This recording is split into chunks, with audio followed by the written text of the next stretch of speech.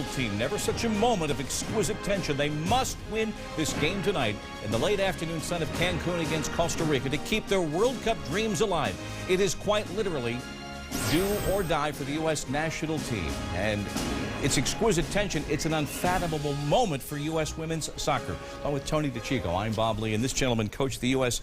women's national team to 2 World Cup championships. How does it come down to this? Well, hey, first of all, great win by Mexico. Friday night. And big shock by the USA. But they're talented. They're well coached. And you know what? They're focused for this game. So it happens. That's why we play the game, and rather than just decide who the winner is. It was an incredible upset. It was on Friday evening. 3rd minute, Maribel Dominguez scores. The U.S. comes back in the 25th minute to tie it. Carly Lloyd, and then only 2 minutes later, Mexico is there. Veronica Perez puts it through in front of a Mexican crowd at a Mexican venue in Cancun. That was putting the U.S. into the 3rd place match. So there you see it. They must defeat Costa Rica today, and then they would move on for a home-and-home with Italy. The United States, that the U.S. is on the verge of having a 2-time World Championships. 3 times the runner-up in the World Cup play. To be in this position is unfathomable. They've never been here before, Bob, but this is a crucial game. They've played in big games before. Costa Rica isn't going to be easy, but the USA has to get this game done. They have to win, and they have to deal with Italy for them to get to the World Cup in Germany next summer. All right, that's getting perhaps ahead of ourselves. Just 8 days ago, these 2 teams played. It was a 4-0 U.S. victory, but Costa Rica had a bunch of early good scoring chances. Well, the USA has not started well in any game. Of course, the 3rd minute goal by Dominguez in the Mexico game is a perfect example of that. They need to start well today. They need to be good early. They need to score first. Pedro Gomez is covering this U.S. national team, and he has spent the days with this team as they prepare for this. Pedro. Well, even though the U.S. could be on the brink of missing its first World Cup ever, you'd never know it by their actions today. During the day, several of the players were out sunning themselves and reading books out by the pool at their hotel. Even moments before kickoff, Coach Pia Sundhagen was dancing on the sideline with a few of her assistants and players. This is definitely not a team that looks worried about the outcome of tonight's game against Costa Rica. Bob? Thanks, Pedro. I don't know if you ever busted a move on the sideline with your players, but let's talk about the lineup that the U.S. is going to put out there this evening and the level of confidence they bring to this game. Well, first of all, the USA is deep, so their lineup is good. You know, the only player I would have liked to have seen is Kristine Lilly. I mean, you're talking about experience. You're talking about a player that has played in the biggest games the USA has ever played in. I think Pia Sundhagen has chosen Lori Lindsay, but you probably will see Kristine Lilly before this game is over. Well, we could actually show you the lineups that the U.S. is prepared to put out there this evening. And they bring 20. They can dress 18 and 4-4-2. And as you sit down to watch this, if you've been away for a bit from women's soccer and the do-or-die nature of this match has brought you to our telecast, A, welcome, and B, who should you be watching and keying on? Well, I think, you know, the Costa Rican goalkeeper is going to have to be very good to keep them in the game.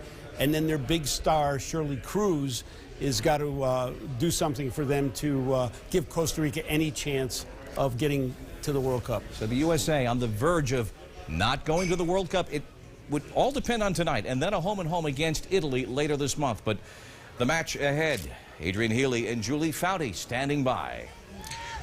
Thanks so much, Bob. Adrian Healy with Julie Foudy in a venue more known for sunshine and sand and spring breaks. It's been no picnic for the United States here, Julie, this World Cup qualifying campaign in Cancun. Just what happened on Friday night in your perspective, in your view? Well, you get a Mexican team in a semifinal game that they knew it, that all we have to do is win this one game. That's all it came down to. And they had a large pro-Mexican home crowd rallying them on. They score early, put U.S. in a hole, and then all of a sudden, the game changes. U.S. ties it up, but then Mexico scores right back. So always kept the crowd in it. And we've always known Mexico had the potential to do that, especially at home. We're looking again at the United States lineup here. Sundhagen making 3 changes, Julie, from the side that lost to Mexico.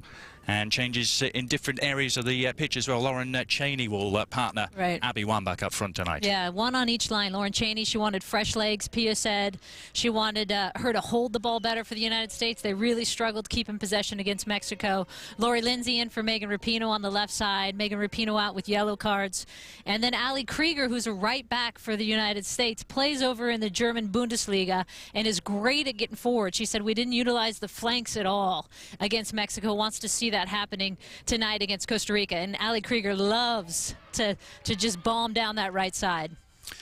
As far as Costa Rica are concerned, keep an eye on their number 11. She's only 17, Raquel Rodriguez Cedeno, who's already set a CONCACAF record this past year, scoring for the U17s, the U20s and the senior side in the same season. Quite remarkable.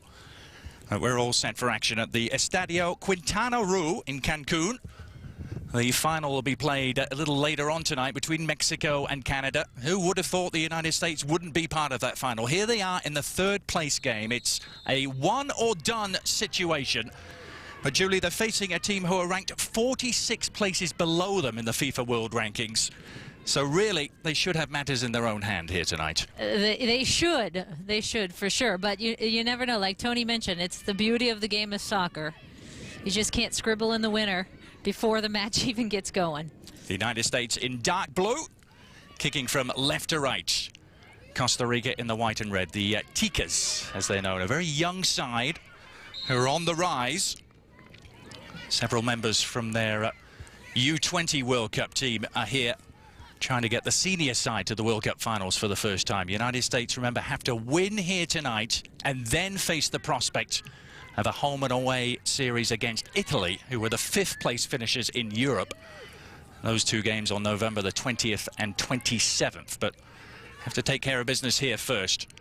I think vital for the United States in this first 5 minutes is how they come out. They've been notoriously slow these last 4 or 5 games, and even before that, and just coming out and struggling in the first 15, 20 minutes before they get a rhythm. So starting fast here is going to be key. Well, the headlines that said it all, didn't they, after Friday night? A calamity in Cancun. Who saw it coming, really? 35 games unbeaten for the US, have only lost once under Pia Sundhage, and that was back in the first game at the Beijing Olympics back in 2008. Yeah, it was only their second loss since the last World Cup 3 years ago. This is Lauren Cheney getting her first touch. Heather O'Reilly with Ali Krieger behind her today. One of those 3 changes. Amy Lepelbetz also involved, but the ball goes astray. You talked about the slow starts, Julie. It has bedeviled the United States a little here in Cancun, hasn't it? They failed to score in the first half an hour. In the previous meeting with Costa Rica, the two teams did meet just 8 days ago, and that was a 4-0 win for the United States because they were drawn in the same group. But they didn't score in the first half an hour of that game, and then it took a penalty for them to get the breakthrough. They're on the front foot here. There's Wambach. Well, first shot in anger from the US. Amy Wambach a little off balance, perhaps. And you can see she has that big bandana across her forehead. She got a big old gash at the very end of the Mexico game. And here she just doesn't have the footing and doesn't get it on frame. But good to see that she was okay, because it was a good gash in that last game. Yeah, there were some brutal pictures. She was desperately trying to get on the pitch, wasn't she? Trying to save the game for the United States, but some black duct tape, some stapling involved. It was quite a head injury, but it takes a lot to keep Abby Wambach out of the game. That's the thing you love about her. She'll run through a wall for you. There's the goalkeeper they're trying to beat tonight, Dinia Diaz, who's got quite a good reputation. She actually didn't last the whole game against the United States back in group play. She was stretchered off after 72 minutes. She did well, though, in that first game to keep them in the game. I mean, we mentioned at the top of the show that the U.S., in the first 30 minutes, the Costa Rica had 3 really good chances on them. So, again, this first 5-10 minutes and getting some rhythm going, something they'll be focused on. Touching the ball there for Maria Barantes. And here come the Ticas with their first chance to attack. That was what looked to be a fair recovering challenge from Carly Lloyd, but we were a little concerned about the refereeing tonight. I know Tony DeChico was as well, saying games get called a little differently perhaps in this part of the world. Yeah, and you wouldn't see that called in the United States, and that's something that players have to deal with, because I think they were getting really frustrated by it in the last few games, especially against Mexico on Friday night. And so it's something they've talked about of, you know, look, let's just keep playing. Let's not let that disrupt our rhythm. But I mean, I think that right there, that's a good tackle. You keep playing. So it'll be Catherine Alvaro lining this up. Nicole Barnhart in goal for the United States, with Hope Solo still recovering from shoulder surgery. It's Alvaro who hits it. Got it up and over the wall, okay, but no dip on the end. And that's an area that the United States, they just have to be very conscious of, because with these referees calling the game so tightly, they cannot give up free kicks in dangerous areas, because that will be one area that Costa Rica can exploit. Just to put Friday's defeat in some further perspective, the United States had won all 19 previous CONCACAF qualifying games in their history. Hadn't even been held to a tie before. That 2-1 defeat to Mexico.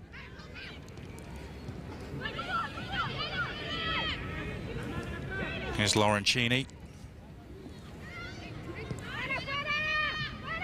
Shannon Box. To Ali Krieger, playing it across the back line. One thing that Coach Sundhage mentioned actually is she wanted one of the focus of the games to be speed of play, just picking it up and having her center midfielders, here's one, Shannon Box, hold actually and sit, which she's not doing there, in the middle a bit more. Heather O'Reilly's cross. Abby Wambach again in the vicinity. She so often is, anytime a ball is played into the area. Her goal scoring has continued unabated in this qualifying competition. Well, the ball had gone out of play before Cheney managed to square it. Lauren Cheney, who was the all-time leading scorer at UCLA, preferred to Amy Rodriguez tonight in attack. As you look at Randall Chacon, he's only 31, coach of the Ticas, led the Costa Rican under-20 side to the Women's World Cup finals this past summer in Germany. And in fact, several of those under-20 squads have made the transition to the senior side.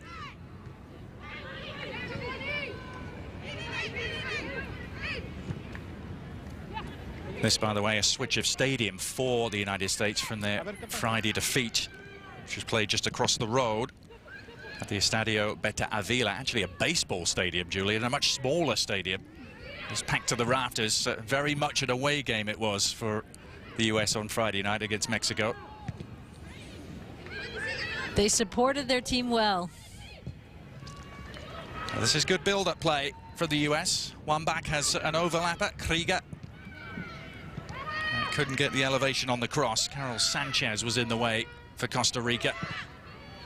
The cross technically wasn't there, but a good glimpse at a little bit of flank play that we talked about at the top there. The U.S. trying to utilize those flanks more, and you'll see a lot of Ali Krieger. It's what I really like about her. She constantly is looking to get into that attacking third.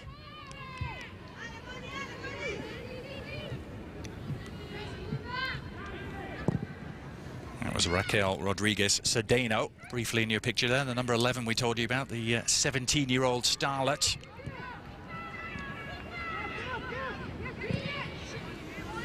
Tidied up by Amy Lepelbert. I must say that the way the U.S. has reacted to the loss, I mean, talked to Abby the next morning, and Abby Wambach, and she said, you know, actually we were a little bit embarrassed, to be honest with you. But what I've really liked is that they've been very calm about it. There's been no sense of panic. I think Pia Sundhage, the coach, that's a great example for that. It's like, you know what, we're all right. We're going to be fine. And, you know, Abby said, the first thing I said to the team in the huddle after the game was, we will be fine. Relax. And I think that's a good approach to take. You have to, you know, pepper that with a sense of urgency that we've got to get it done tonight, but you definitely don't want to panic. And a chance here for Cheney. She was offside at full stretch, couldn't quite make a contact. Pia has gone back and forth between Lauren Cheney up top as the stripe partner for Abby, and here you see her getting in. Just can't quite get there, but at least stretching that back line of Costa Rica. And Amy Rodriguez, who has started the previous games and has gone back and forth between the two. Well, the break is on here for Sedano.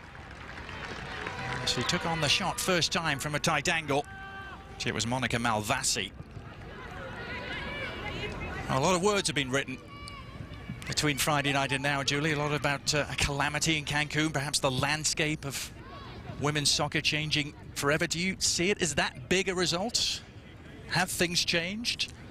No. Or is it just the sport of soccer where anything can happen in 90 minutes? Yeah, I'm actually surprised it hasn't happened more often. I think, you know, when you have a concacaf qualifier, a World Cup qualifier like that, where the system is you got to win the semifinal to get through, and you get matched up against the host nation in front of a very large crowd, that, you know, that's bound to happen sometimes. So I don't think the landscape of women's soccer is drastically changed. I think the U.S. is still going to be a very dominant team. I think they will qualify and do very well over in Germany. Well, here's Wambach trying to make it happen. Teed up the shot for O'Reilly. Took a little deflection on its way through. Diaz able to pounce.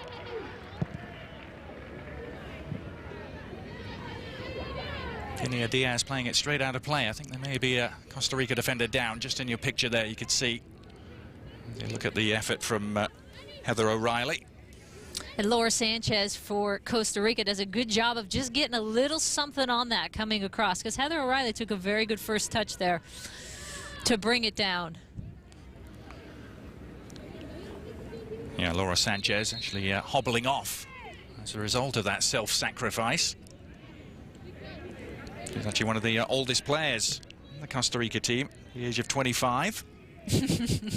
That's your oldest player. It's unbelievable. I feel young right now, Adrian. I'm glad you do.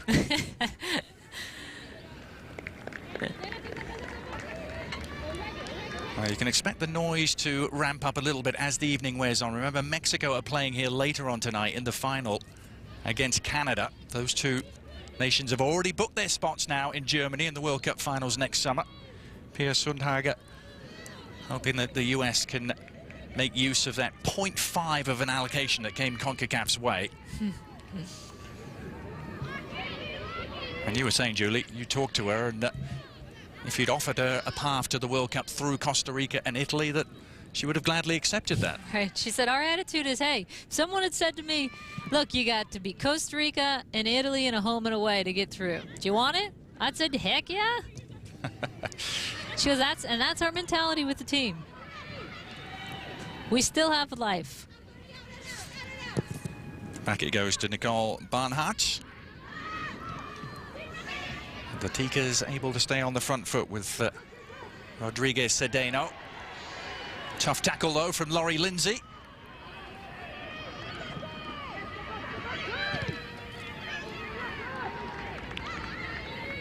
And now the US can turn defense from into attack. Wambach lurking. But Laura Sanchez able to deal with the threat. And Costa Rica actually doing a good job of getting in and getting a few chances. And as this game wears on, their confidence is going to rise as they get a couple shots on goal, a couple passes connected. Lindsay's throw.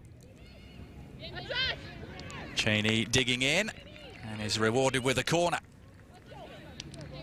It'll be the United States first, and Hugh Abby Wambach perhaps in her aerial prowess. Can Costa Rica contain her? It's hard to contain who I think is the best aerial presence in the world in Abby Wambach. I mean, but you got a lot of targets on the United States. That's the problem. You just can't focus on Abby Wambach. You got Shannon Box. You got Carly Lloyd there. They're all huddled together, clustered together. Well, Laurie Lindsay's corner is picked up at the edge of the area. It might still break for a clean shot. Costa Rica defending furiously. It was Rachel Bueller who it sat up for. It's going to be another corner.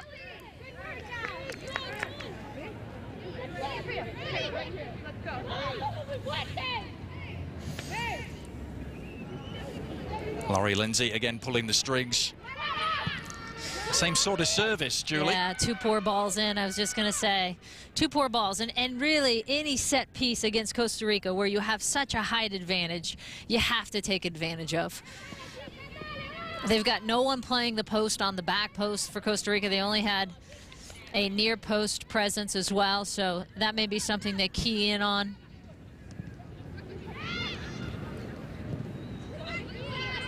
Shannon Box couldn't quite haul that in. Wendy Acosta trying to launch a counter-attack, but out comes Nicole Barnhart to deal with it.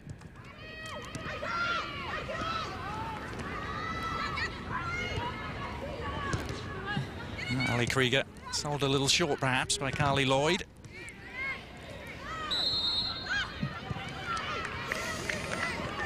Well, we wanted a fast start by the United States. Does this qualify, Julie? No, it actually doesn't. It looks like a half step off on possession, on speed of play.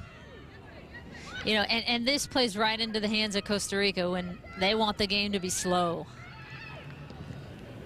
Beulah, nice looking ball, and Lauren Cheney was on the end of it, trying to flick it over the advancing goalkeeper, but Diaz had read it well. That's what Mexico did very well, didn't they, against the US on Friday night? Managed to slow the game down.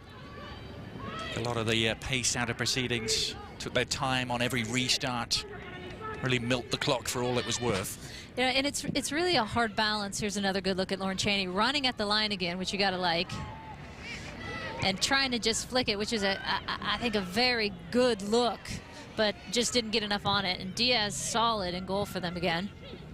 Cheney has Lindsay available and a little bit of space.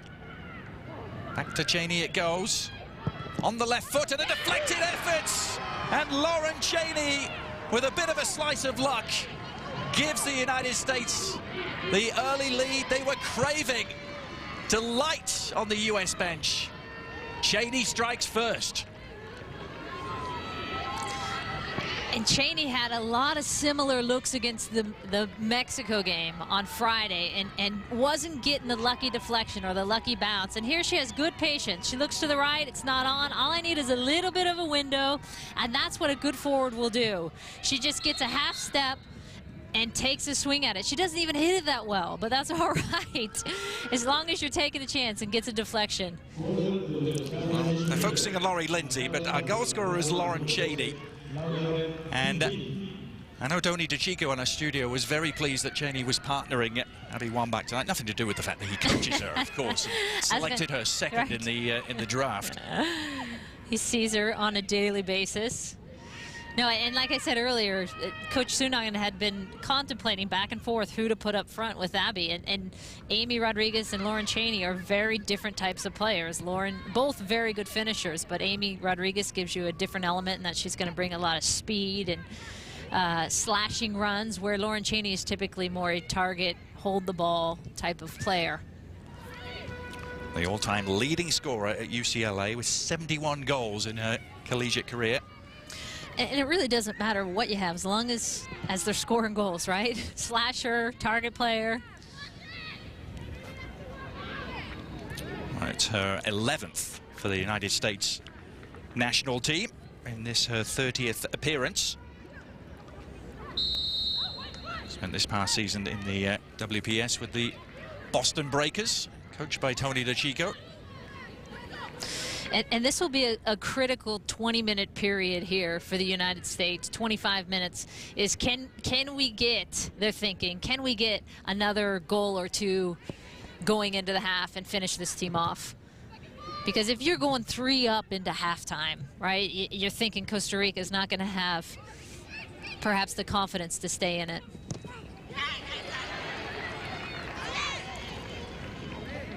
The United States have won all 6 previous meetings with Costa Rica, and by quite a wide margin too. Have scored 31 goals and never conceded against the Ticas. You can hear Coach Sunag in there saying, I want you swinging it even more. I mean, she talked about that a lot yesterday, how she wanted her 2 center mids to sit and just change the point. And as I said that earlier, Shannon Box was at the corner flag making a run. A woman after my own heart. This is Carly Lloyd jabbing it through for Cheney, who's certainly had an active start. Loses out this time to Wendy Acosta.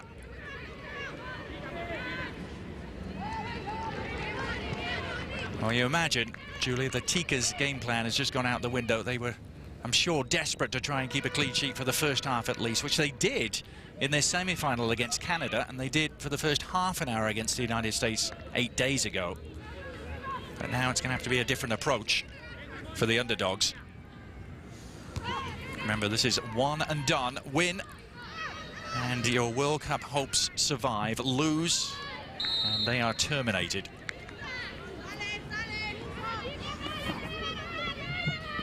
Costa Rica have never qualified for a senior edition of the Women's World Cup finals. Recent success at the U17 and U20 level, showing they're a nation on the rise. But this is Laura Sanchez. Shirley Cruz. I think you mentioned it, Julie. Shirley Cruz, the most experienced member of this Costa Rica side. They will have to look to her for leadership. She plays abroad. She plays in France, actually, with Olympique Lyon. The only player to play abroad with Costa Rica. And she's going to be their engine in the midfield there, spraying balls, trying to give Costa Rica some possession. Laurie Lindsay. Rachel Beulah.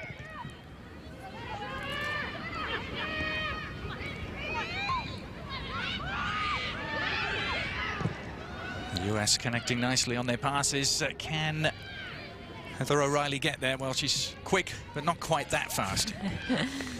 Laurie Lindsay trying to switch it, as is the game plan. Just not technically quite there.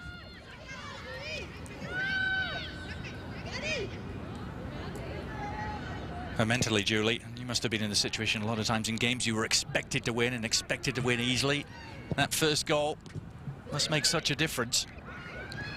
Weight off the shoulders, perhaps? Oh yeah, it's big, especially you know, given what's riding on this game for the United States. But again, to say okay, 1 goal and then you kind of take a deep sigh would be dangerous. Right.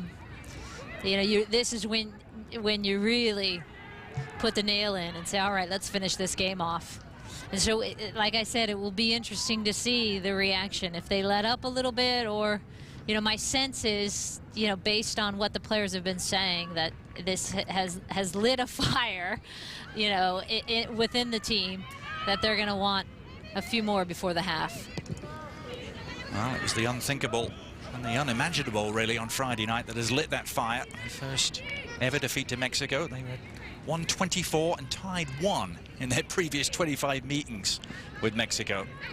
No, and those are moments where the team can spiral down, or you can say, all right, here's a great moment for us to grab and say, let's look back on this a year from now and say this is the point that changed things for our team. And they have the opportunity right now, the United States, to do that. Here's Wambach on the turn. Swiveling and shooting. Not quite the power to trouble Diaz, though.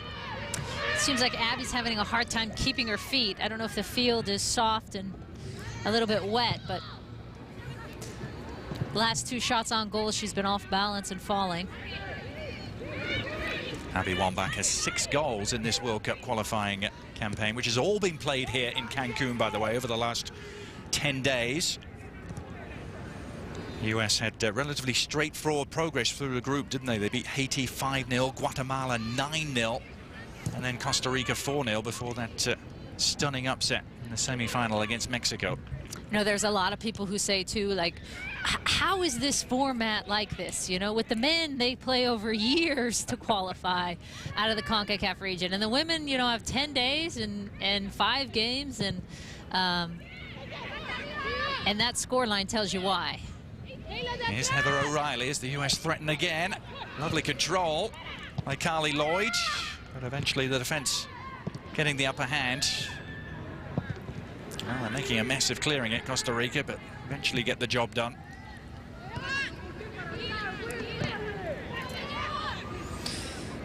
Yeah, it's very, very different, Julie, isn't it? The whole qualification process. Yeah, when you have 9-0 scores and you have teams in this region that, you know, the women in these countries just don't have leagues. They can't play. There's not as much opportunity. Then, you know, you just can't stretch a tournament out over 2 years like the men do. So, you know, unfortunately, it comes down to that one game in the semifinals. The winner here tonight faces Italy in a home-and-home series. Those two games, November the 20th, which will be played in Italy, in Padova, actually. The former home of Alexi Lalas, just as a note. Right. November the 27th. Good little trivia there, Adrian.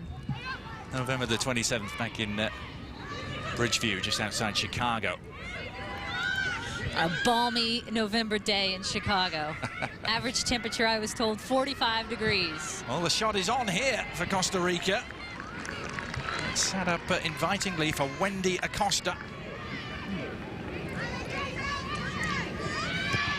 Just a little warning sign, perhaps, to the US.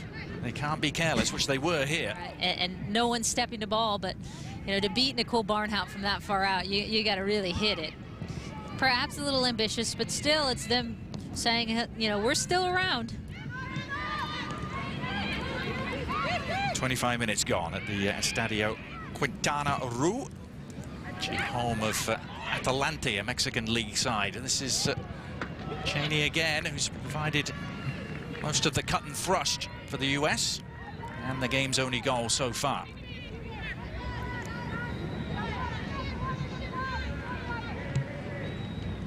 Okay, we're going to get another look at it. And again, Lauren Cheney running at that back line of Costa Rica and stretching it. Tough angle from there, though.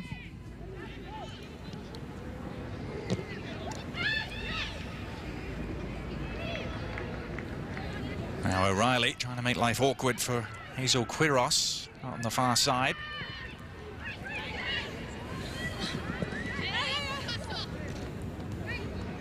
You mentioned the qualification process, Julie. It's actually the same in most of the other regions as well.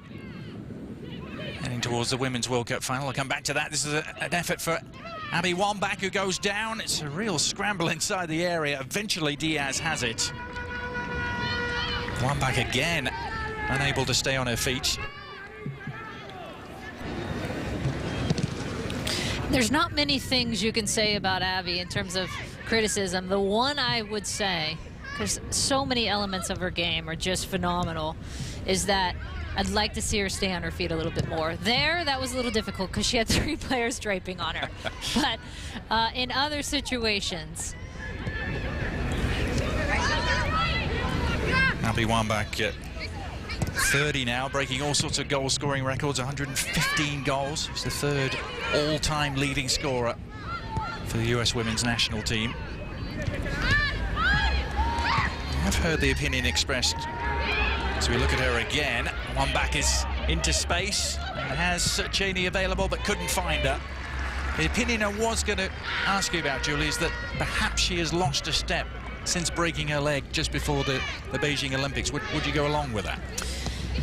Yes, and she would as well. She has said that it's taken me a good 1.5 years to feel normal again. I mean, it was July of 2008, the game before they're heading over to Beijing, and she breaks her leg. And she said, you know, it took me 1 year to feel comfortable, 1.5 years to actually feel physically like I was getting back there. So you're seeing her numbers are just starting to come back in terms of goal production at both the professional level and with the national team. And she's had her 4th best season ever in the US national team colours. 6 goals here at this World Cup qualifying campaign. Tied for the lead with Maribel Dominguez, the great Mexican striker who scored against the US on Friday night. Still, it's just the 1-0 advantage, though, as Monica Malvasi tries to make inroads. And a good defensive effort, though, from Christine Rampone. Christine, the veteran of 3 World Cups, trying to get to a 4th. And Christy Rampone, just coming back from having a baby in March, and so literally played her first 90-minute match, you know, last month. And so the back line's been dealing with that as well. You know, you had a very successful back line with Rachel Buehler and Amy Lepelbit, and then Christy Rampone back from pregnancy comes back into the mix. So still getting their rhythm and timing down. And then again a change tonight with Ali Krieger at right back.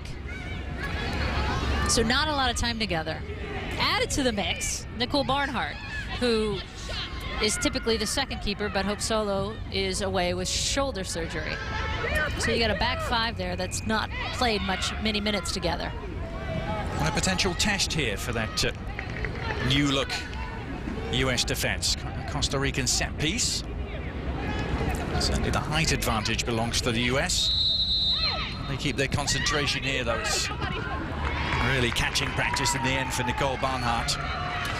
And that's an area that Costa Rica could find some success in, because the United States in this tournament has been atypically weak in the air and defending on set pieces. They gave up 2 aerial goals to Mexico, one off a flick and another one off a cross, but on set pieces as well, they've been struggling, they said, to mark up. Here's Carly Lloyd, who got the US's lone goal against Mexico.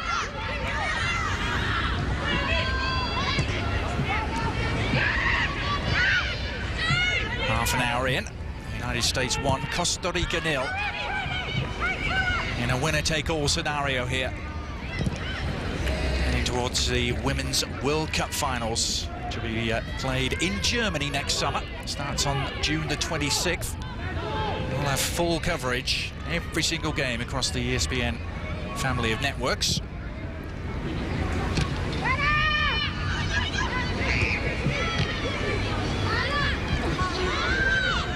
Some confusion, Cheney trying to make the most of it. And is adjudged to have had her foot a little too high. Came in with those cleats showing. That's never a good sign. But this is an instance in a game where you want one player, preferably in the midfield, to get a hold of the ball and start dictating the pace. And it's something I think that's been lacking on the U.S. side. Carly Lloyd's just coming back. There's the foul on Lauren Cheney. Carly Lloyd's just coming back from injury, from a broken ankle, and isn't quite at full fitness. But having someone kind of grab the game by the neck and say, all right, let's dictate this pace here and hold the ball a bit more. Lindsay and Buehler combining down the left. Buehler in a hurry, got it back onto Cheney. Rachel Buehler is not quite going to get there. Ball just a little overhead hit for the overlapping left back. Good that Rachel Buehler is getting forward, and Lori Lindsay just a little off on her pace tonight, hitting a few balls, trying to get out wide that are a little bit hard and going across the end line.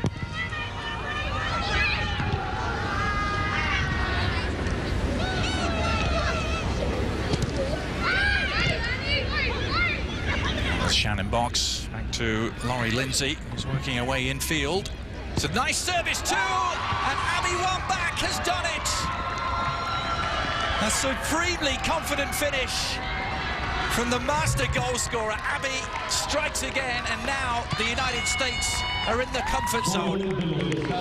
And what a nice ball in by Lori Lindsay. After I just said her pace is off a little bit, she didn't get this pace wrong. Just floated it in perfectly and actually finds her space. Takes her time. Nice little floated ball, and this is where Abby's just so dangerous. You give her a look in front of goal, and she's not going to miss many of those. Left-footed, right-footed, in the air, on the ground.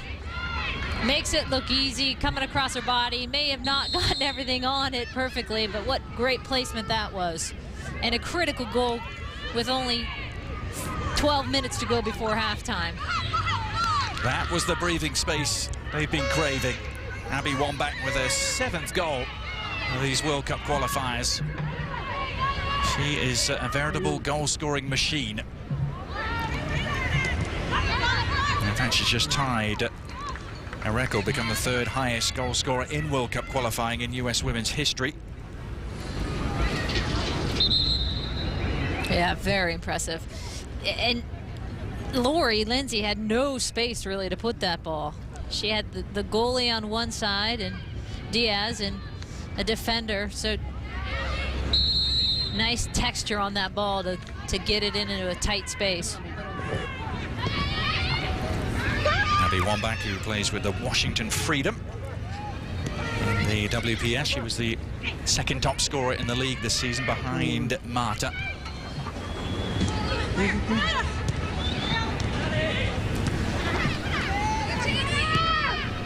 Ali Krieger. Nothing too much to concern that new look United States backline so far.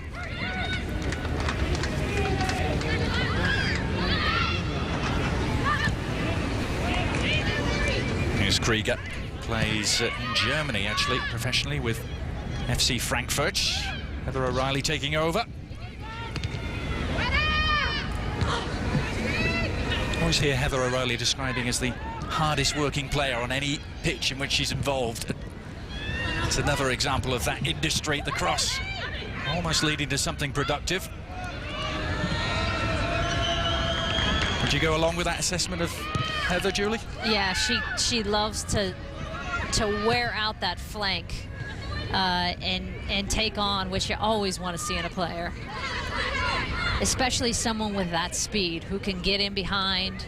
Yeah, I would say to Heather, every single time she touched the ball, just face up and go at him, because she's incredibly gifted with speed and can turn the corner on defenders.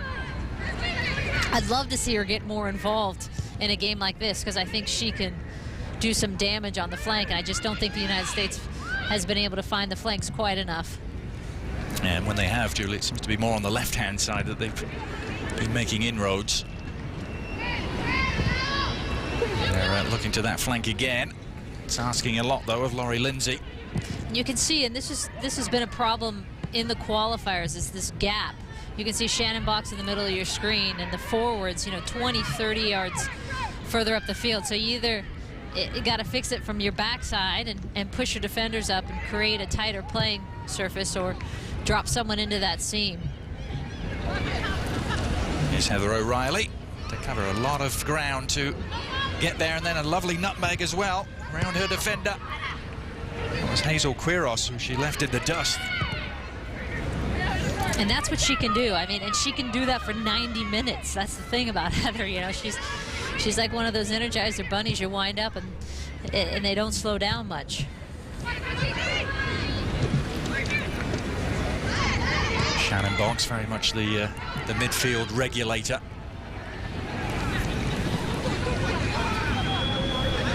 Lapelbet's venturing forward. Beulah working hard to get the cross in, and it was a devilish cross too. Diaz was struggling to deal with it. In fact, she really didn't. And Cheney very nearly on the end of it. And again, an outside back getting forward. One of the focuses of this game was to get Rachel Bueller and Ali Krieger forward and get some more flank play. So Rachel doing well to get that in front of the goal. And Lauren, she was there as well. She'll want that one back. And she had the flying hands of Diaz and two defenders in front of her, but chance for a clean header. Lauren Cheney, and what a great delivery it was from Bueller.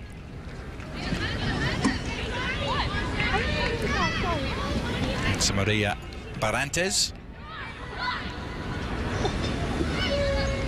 Costa Rica, by the way, had to win a triangular tournament back in April just to make it here to Cancun. They had to beat Honduras and Nicaragua. And they won their first two games here against Guatemala and Haiti before losing to the US and then to Canada in their semi-final.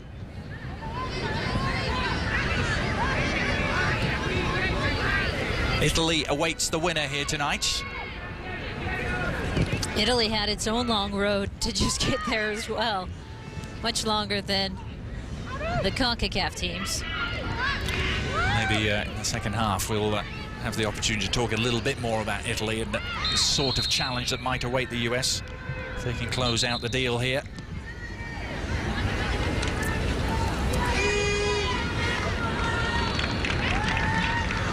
A yellow card is being flashed there, and it's gone to Amy Lepelbert, the Boston Breakers centre-back.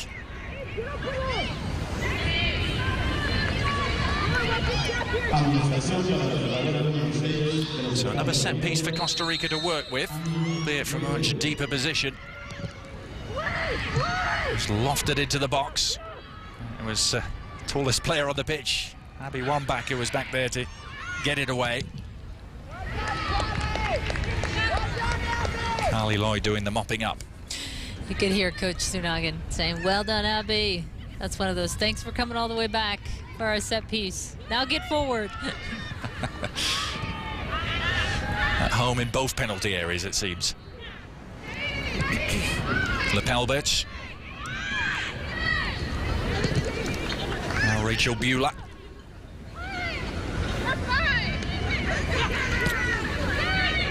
You mentioned a couple of players not involved, Julie, so how far away is this from a potential starting 11 next summer in Germany, do you imagine? We've got Megan Rapinoe on the left side, who's out with yellow cards, who I think will be a starter and is a very fun player to watch. Very dynamic, great technically, loves to take on from the flank. Finally back from injury and illness, and she's had all these things hit her in the last few years and is finally healthy again. So it's unfortunate she had that yellow card accumulation.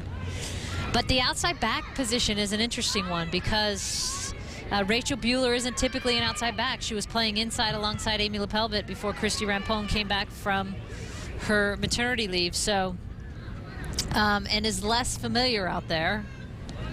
Although they want her on the field, she's a great tackler and great defender. Laurie Lindsay again, looking for that delicate touch. And the connection with Abby Wambach wasn't that far away. And then the strike partner for Abby is, and it's good because they have a lot of options right now. We've talked about Amy Rodriguez, who's on the bench and has been playing in this qualifying tournament.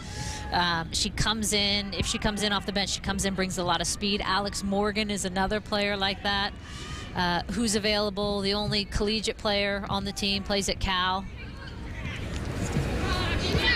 If the U.S. wins tonight, she may end up missing the entire NCAA tournament as a senior, which I don't think she anticipated when they came to Mexico for the qualifiers. In fact, a lot of players, I think, had vacation planned in I was November. reading that too.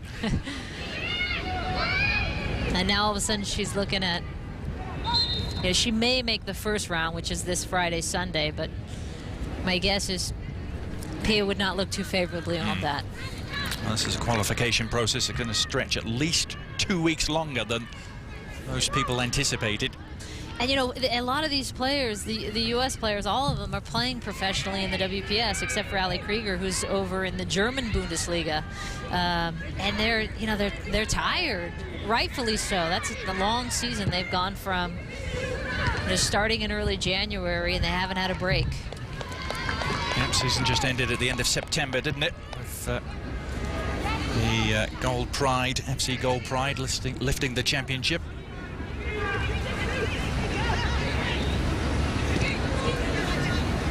The US looked really impressive earlier in this calendar year, didn't they? They beat Germany handily on a couple of occasions. As we look at Cheney getting into the area again. Carol Sanchez able to hold her at bay.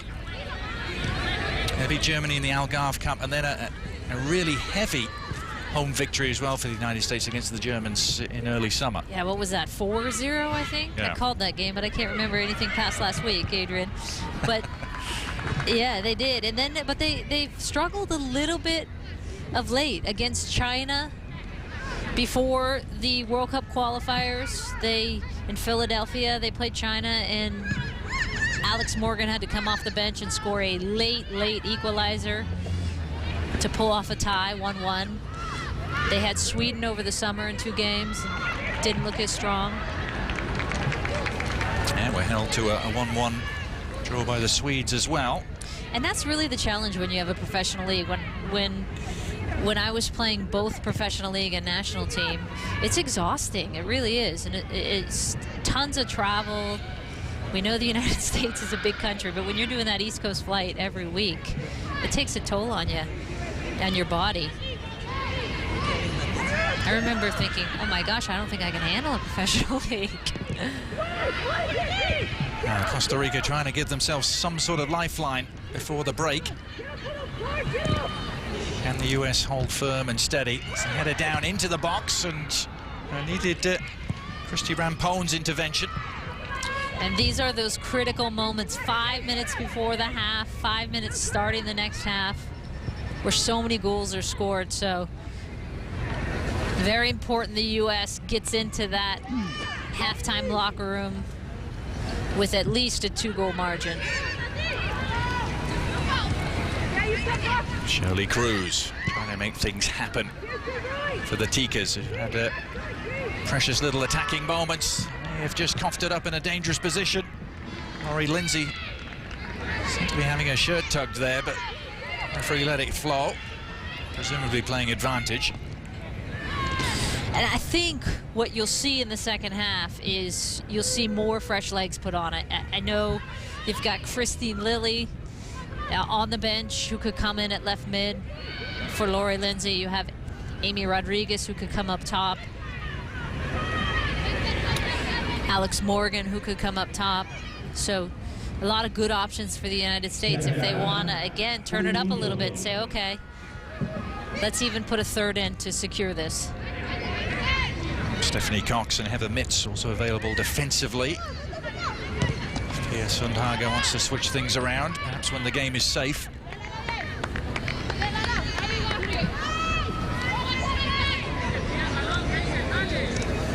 Heather O'Reilly, who made her debut a long time ago now, 2002, while she was still at high school.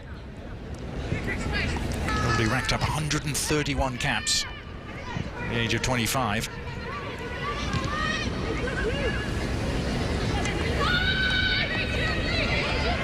It's the waning seconds here of a very satisfactory first half for the United States. Perhaps not the blazing fast start we were looking for, Julie, but they got that all-important breakthrough courtesy of Lauren Cheney and the deflected shot, and then managed to build on it. And that's the most important thing, is you're not always going to play your best. You can walk in at halftime and say, all right, we're okay, it's 2-0, here we go. I mean, that's huge for them right now for confidence. Laurie Lindsay connecting very sweetly with Abby Wambach for the United States second, the all-important second, the insurance policy, really.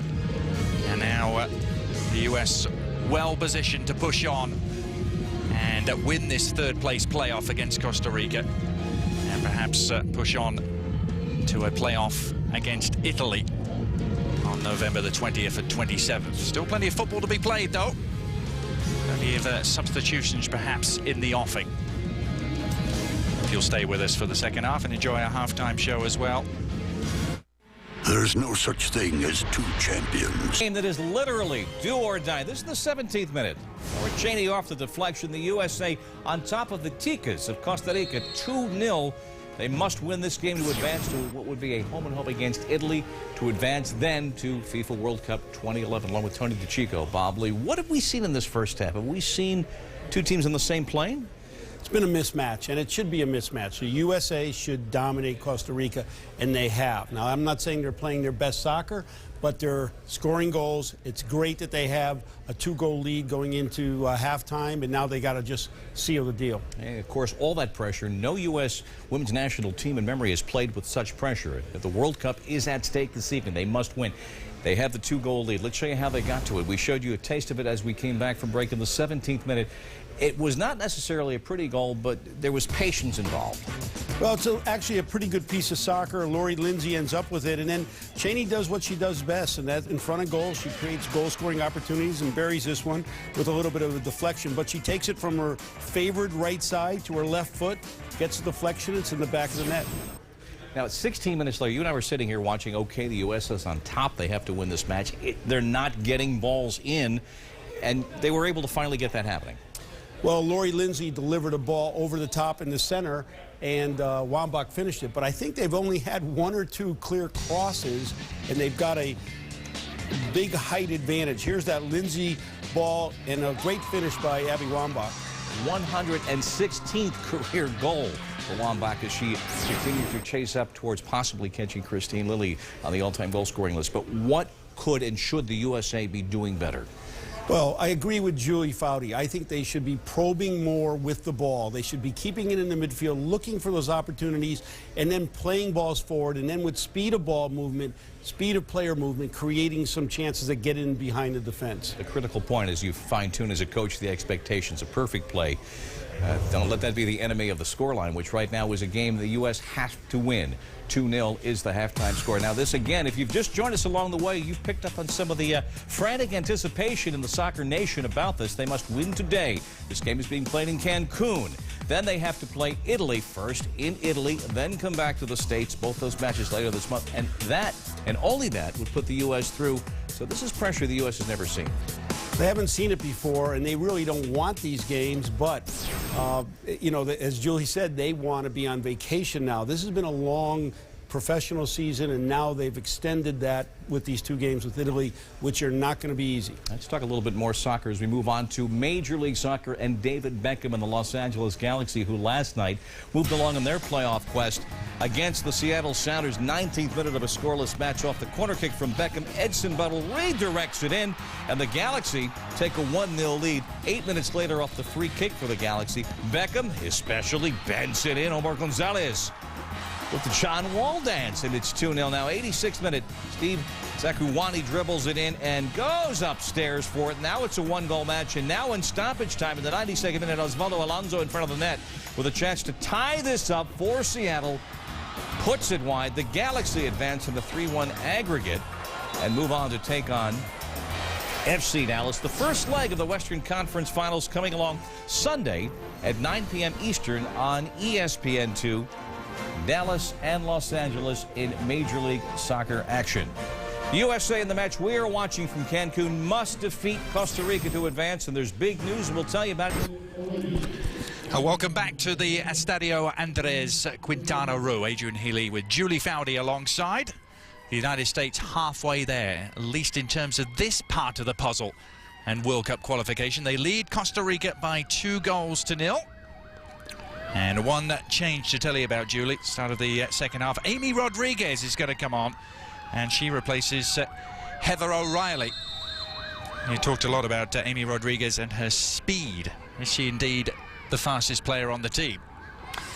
She is one of the fastest. There's quite a few, but she's definitely one of the fastest. And we'll see if she actually comes in the midfield and does a straight position swap with Heather O'Reilly at right midfield, or if she indeed goes up top. She has scored 4 goals in this World Cup qualifying campaign, Amy Rodriguez. There she is, it looks like, on the right midfield. So it looks like she's going to play a right midfield spot for her. And Amy is a great story because she was drafted straight out of college, went and played first with Boston professionally and struggled a little bit there, and then got picked up by the Philadelphia Independence this year and did great and scored I think 12 goals, was 3rd in the league in scoring, and so had a phenomenal season in terms of finishing with Philadelphia this year. As you saw on your screen, one switch as well for Costa Rica. That's defensively Sylvia Flores Betancourt, whereas number 2 has come on to replace Hazel Quiros. Here's Abby Wambach, her first involvement of the second half. A crucial second goal that was. So clinically delivered by Wambach. Lori Lindsay, you mentioned that Julie actually credited with both assists for the United States first half goals. Yeah, the first one to Lauren Cheney, and the second a beauty over the top to Abby.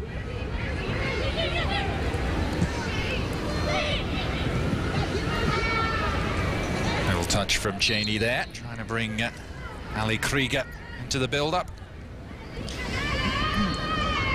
be nice for the United States to say, all right, let's make Costa Rica chase a little bit here. Let's start spraying the ball around side to side, and then we can penetrate and find a seam, find a forward, and really attack with speed.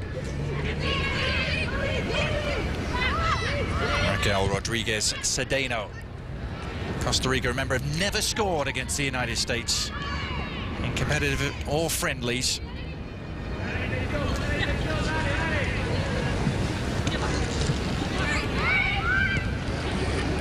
The United States still ranked #1 in the world by FIFA. Costa Rica some 46 places below them. Here they are in this do-or-die situation in terms of World Cup futures next summer in Germany. Cheney brought down here. And that was a good call by the referee. I've been a little hard on the referees, which is not atypical, Adrian. Whoever goes easy on referees. Who would be a referee, Julie? Who would want that? No, thank you. I did it once when I was about 12, and I almost cried for a week afterwards, running the line, getting yelled at by parents. Now, what can the US make of this? Shannon Box is standing over it. It was teed up for her, but the shot was blocked.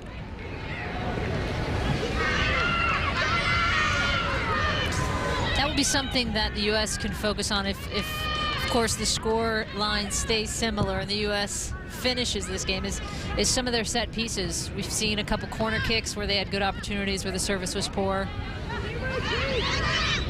And that has been one of the strengths of the U.S. team over the years. Now a breakthrough here, perhaps for Costa Rica. Oh, and back off the post.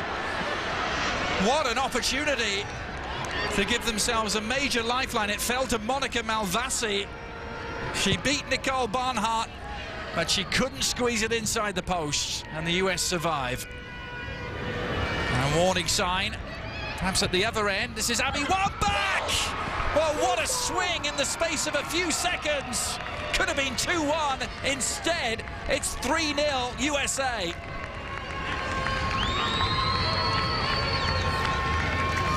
Talk about the craziness of soccer. There is a perfect example. A post saves the U.S. team from giving Costa Rica life again, and they come back on the other side. And Abby does well to even get this on frame. Hits it nice and low. But goodness, a momentum switch averted for sure in the span of 30 seconds. And a classic contrast when it came to the finishing, wasn't it? Monica Malvasi so close and yet so far. Abby Wambach unerring in her placement, and she had a lot to do from that distance and angle as well. And that's really the difference. That if you want to get to the next level is who's going to finish those off. And as we all know, Adrian, the best teams in the world always have the best finishers in the world. Now, what a dramatic turn of events right at the start of the second half here. Would have been perhaps some nerves are jangling had that effort from Malvasi gone in. Instead, it's now a 3-goal cushion for the US. And another double for Abby Wambach. Scored a hat-trick against Haiti in the opening game here in this competition. But this was the opportunity for Costa Rica to really get back amongst it. And this is becoming an unnerving occurrence with the United States, where they are giving up two of these good looks a game. It happened against Costa Rica when they just played them 8 days ago. It happened against Mexico, and Mexico punished them for it. And then immediately at the other end, goal number 117 of a mounting tally for Wambach, who may be through again. No, it's the unselfish play from Lauren Cheney, setting up Amy Rodriguez, who couldn't match Wambach's finish. Going back to Costa Rica hitting the post, when you get to the higher stages, of course, when you get to the World Cup, you just cannot afford to give away those types of looks because the better teams will put them away. And if Costa Rica had, it's a different game entirely. They're scrapping now at 2-1 and getting a bit of confidence. The United States trying to qualify for Germany and next summer. And the FIFA 2011 Women's World Cup Finals, it will be held in June and July. Germany will be the favourites as holders and hosts. Good little look across by Lauren Cheney trying to find Naomi Rodriguez and the seam there. The United States, Julie, haven't won the World Cup since 1999. They are due again, aren't they? They've won the Olympics in the preceding time, but... Yeah, it's interesting because people think, the U.S., they're ranked #1, they're favorites coming into this World Cup, and when you say, no, not really. Here's Cheney. Safely gathered by Diaz. Germany's won the last 2. Germany is hosting this World Cup.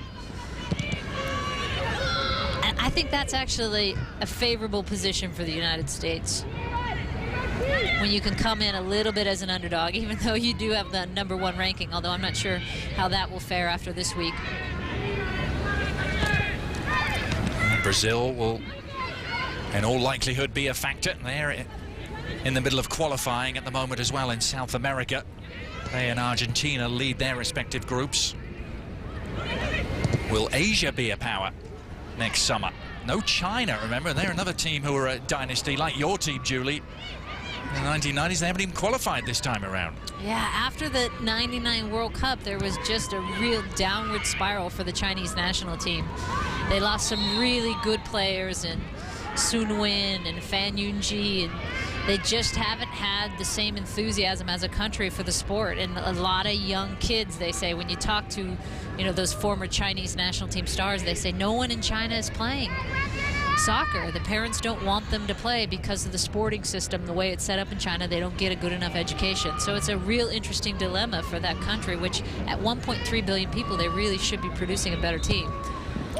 Here's Lindsay trying to produce another goal-scoring opportunity, but this time swallowed up by the Costa Rican defense. They've made a hash of the clearance, and Wambach could punish them. Just got away from her, though. Another good little ball in, though, by Lori Lindsay, just laying it in over the top. And that's where Lori Lindsay brings such a strength. She's such a connector. Very good passer and holder of the ball.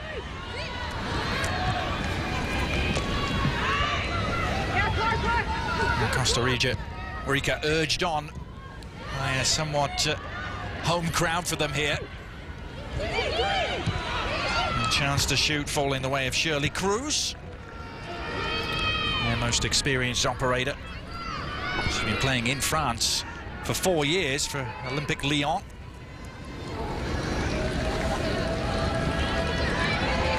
Costa Rica is still showing a little bit of life, which is a good sign for them. I think that's highly optimistic from that distance on Nicole Barnhart, but still trying to get something going on the offensive end. I wanted to get your answer, Julie, to this big question that has been raised since the defeat to Mexico on Friday night. Has the rest of the world caught up now? The United States, of course, a dynasty in the 90s, in your era, last champions in '99, but in the decades since then, has the gap narrowed significantly? I think there are a lot of teams around the world. When I was playing, there were so many pockets of the world that weren't playing women's soccer, that were just being exposed to it, that it was largely a male sport in their country. It was male dominated. And so what you're finding now, which is a great sign, is there is more parity for sure. I don't know if they're catching up, because I think the United States is still incredibly strong and talented, but for sure you're seeing the Brazils getting better, the Mexico's qualifying.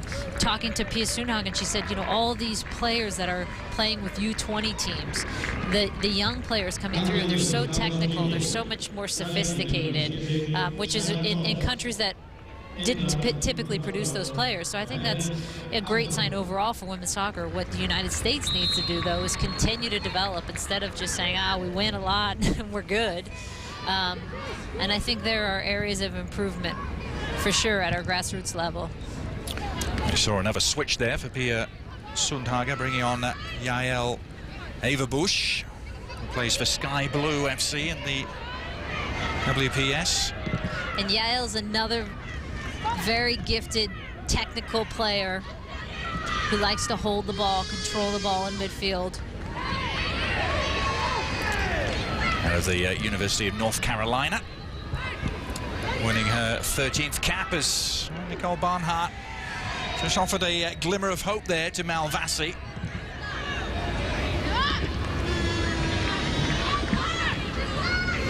So Pia's moved Lori Lindsay into the middle there alongside Carly Lloyd and pushed Averbush out to the left side. Averbush typically plays tucked in centrally, but can also play out in the wide flank.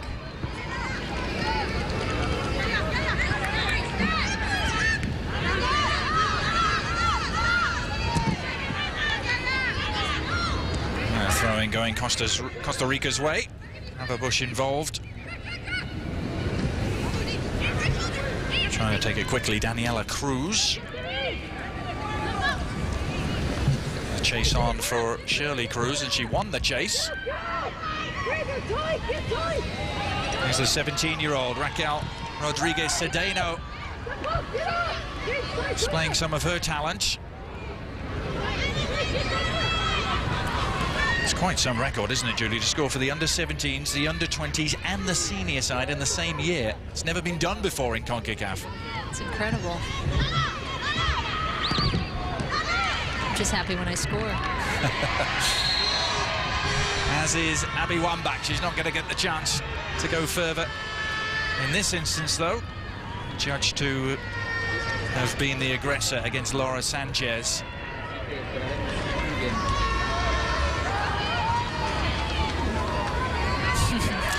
That's called muscling your opponent out of the way, isn't it? The booty bump.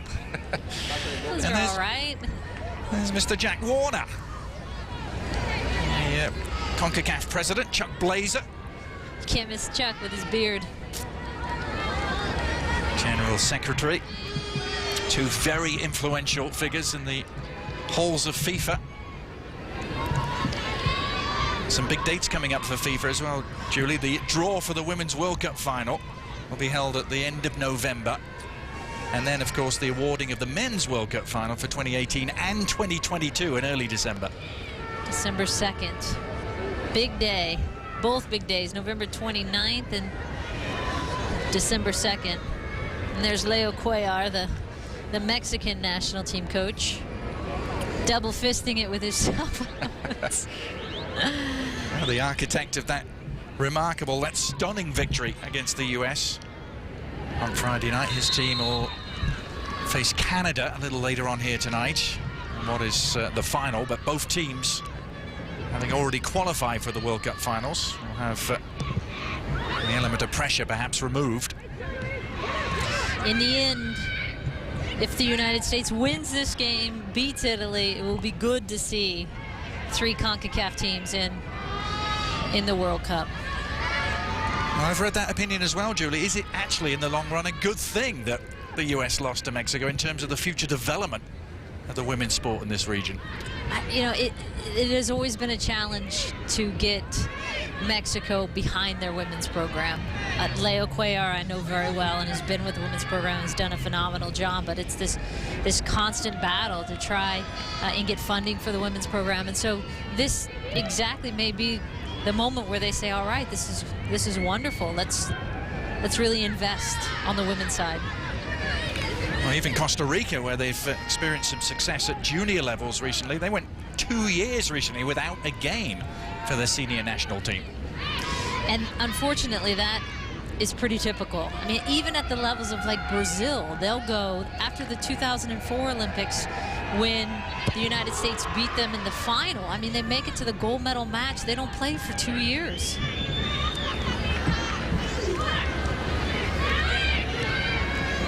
Wambach inviting Amy Rodriguez to get involved. Actually, it's the cross from Cheney. It's still there, and off the line, was it? It was. A remarkable goal-line clearance preventing a 4th goal for the US.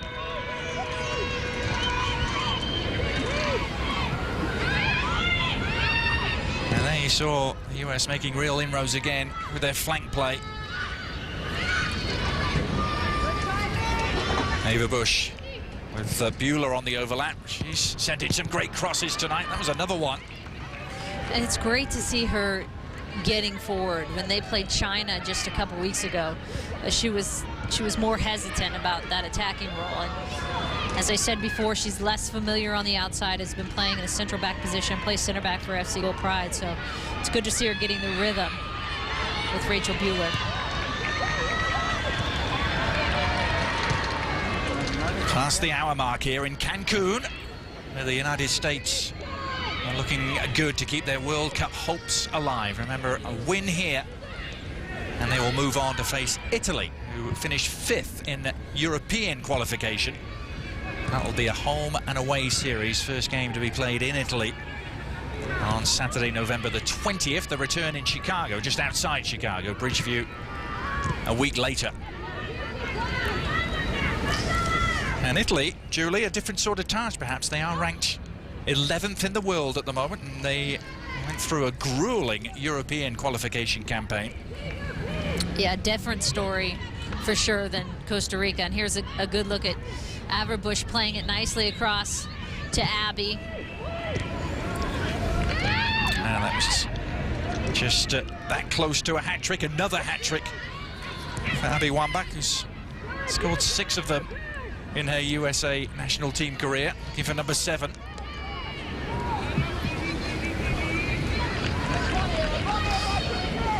There's Wambach again.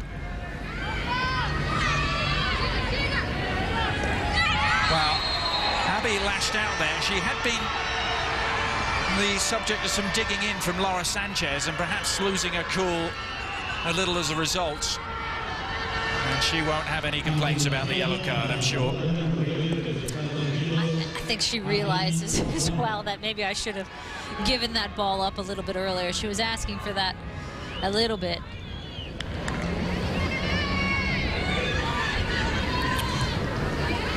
Abby, it's amazing the amount of abuse she can take during a game, and the ice bag she probably has to put on afterwards. We heard all about the horrible head injury she sustained against Mexico.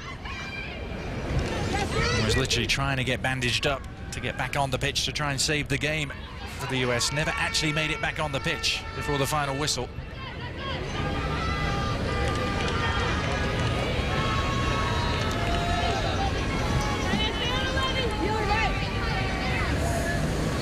This is Daniela Cruz.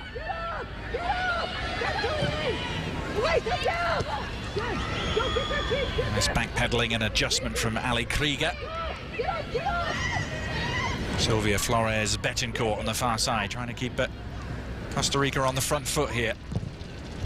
They've really just had that one gilt-edged scoring opportunity all night long. The Ticas. It's one that could have transformed this game had it gone in right at the start of the second half.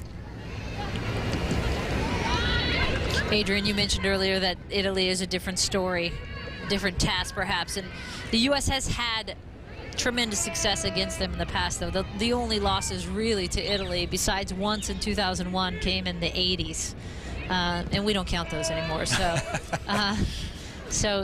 they've had success, but you know the challenge, of course, is everything's on the line, and you're playing the United States, which all teams, for a chance to go to the World Cup, all teams love.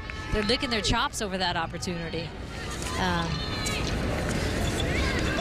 And Italy, I mentioned, they won a group of 4 in European qualification, then lost a direct qualification playoff against France, who are fast emerging as a European power, and really lost by the narrowest of margins against France. Then they had to win 2 subsequent home and away series against Ukraine and Switzerland just for the right to play in this forthcoming game, we think, against the United States.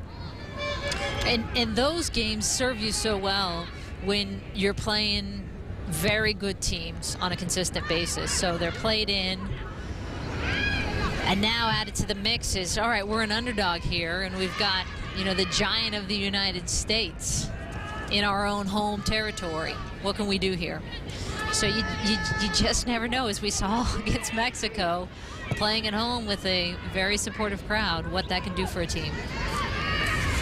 And they have a very experienced coach, the Italians, Giulio Pietro Ghedin, 57 years old, but a former assistant coach on the men's side. He's actually at the 1998 World Cup on the men's side. And the one thing you'll know about the Italians is they're going to be organized defensively.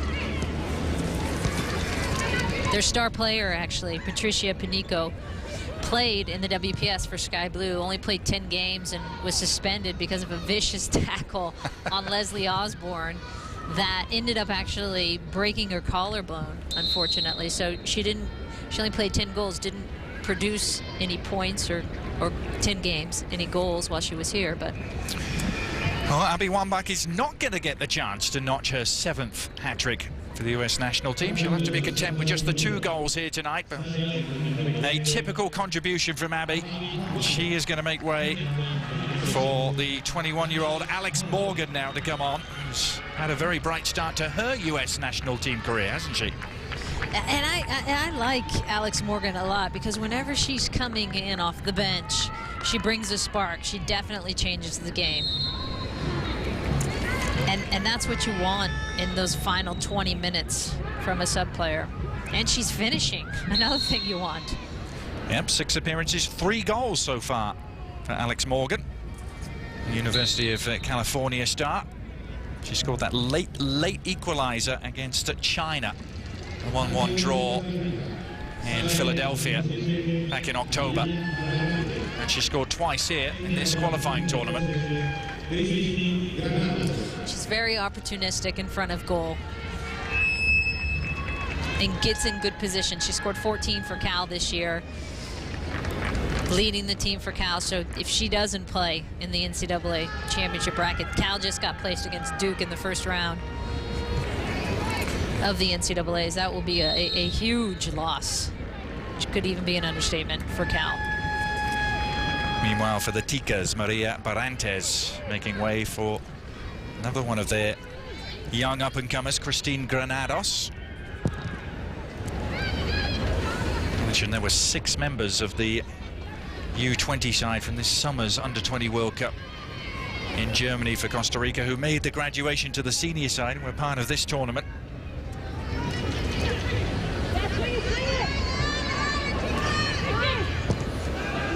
It's beginning to look as though it's really the future that will be the main focus for Costa Rica. Can they build on the good showings from the U17s and the U20s recently, and their pretty good showing overall in this qualifying tournament? Shirley Cruz seeking out Monica Malvasi. Didn't break her way though. Nicole Barnhart, I was reading, Julie actually made her US national team debut as a striker. She played 5 minutes in her debut back in '04 against Mexico as a striker, and apparently looked pretty good. She's one of those keepers who's gifted with the ball at her feet. Hope Solo is another one of those. Used to pop in small-sided games and you'd be like, wow. You don't typically think a keeper is going to bounce off their shin most of the time, right? Hope Solo with shoulder surgery back in September. Is currently recuperating. All her accounts are that the surgery went well and her rehab is going well. Would put her, they're talking 4 to 5 months, so plenty of time before Germany, if Germany happens, for the United States. Well, Pia Sundhage appears to have negotiated the first obstacle in that path. Having suffered just her 2nd defeat since she took over in November of 2007. And that, I mean, just that record alone is pretty remarkable. 2nd defeat in 3 years. 54 wins and only 6 ties as well, so it's quite a remarkable winning record. Now then, there's a threat on here. And the chase back for the US defense. And Ali Krieger won that chase as Monica Malvasi was threatening again. She has been the main threat for Costa Rica.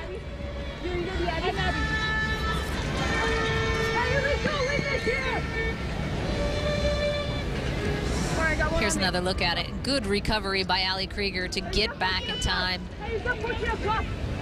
Had a lot of ground to make up, didn't she? Here comes the corner. Krieger's there again.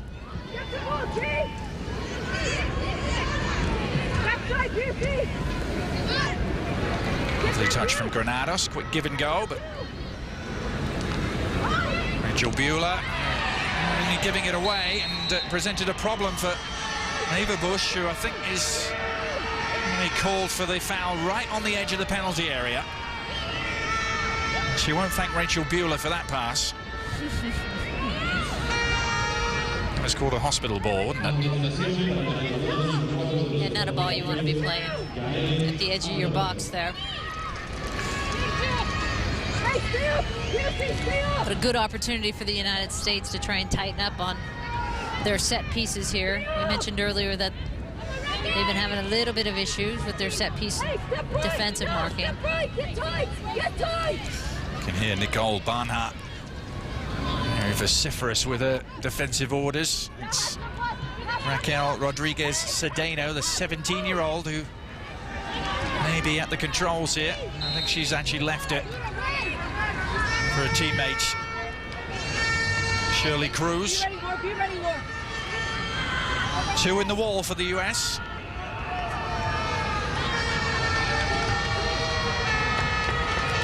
Costa Rica looking for just a glimmer of hope. Actually, Shirley Cruz is going to make way, handing the armband off to Catherine Alvado.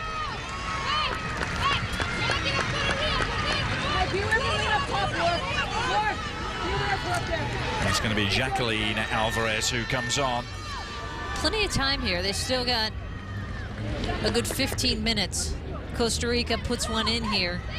Suddenly, the game changes again. Still difficult, but... The free kick is a curler, and Nicole Barnhart had to use those skillful feet of hers. Right at the last minute, she had to adjust.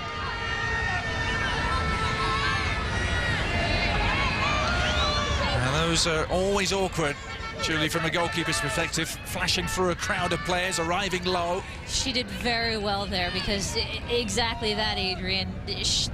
That player, you don't know if they're going to take a deflection. She's blocking her vision. Oftentimes you see goalkeepers flinch with that run. Nicole Barnhart just instinctively sticking out the right foot and keeping it out. That's why you have to be very careful, though, to give up those free kicks around your box. Especially a team like Costa Rica, who can't generate much offense through the run of play. Really, their only sniffs are going to be around set pieces where you're giving up fouls around the box.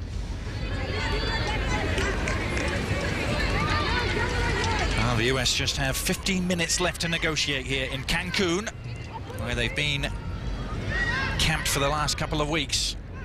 In this CONCACAF Women's World Cup qualifying campaign. They're under threat again here. Malvasi and Barnhart just about hanging on.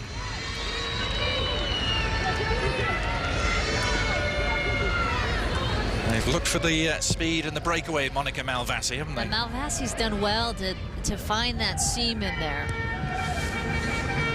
And again, it's a bit of a recurring theme that at this level, perhaps against a team like Costa Rica, doesn't become an issue. But when you start allowing those gaps and seams for better teams, they will end up punishing you.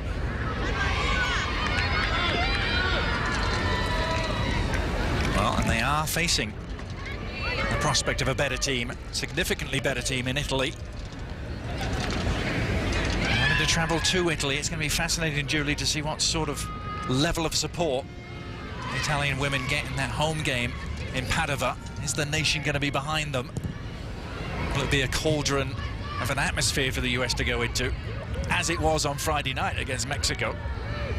That will be interesting to see how they support it, because boy, what a difference that would make if they came out in numbers and force.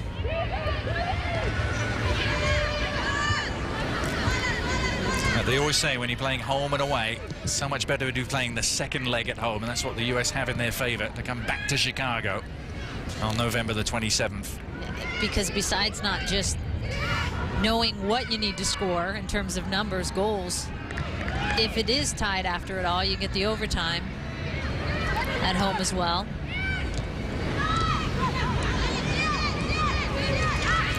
As you pointed out, likely to be, how should we term it, a raw night in late November in Chicago.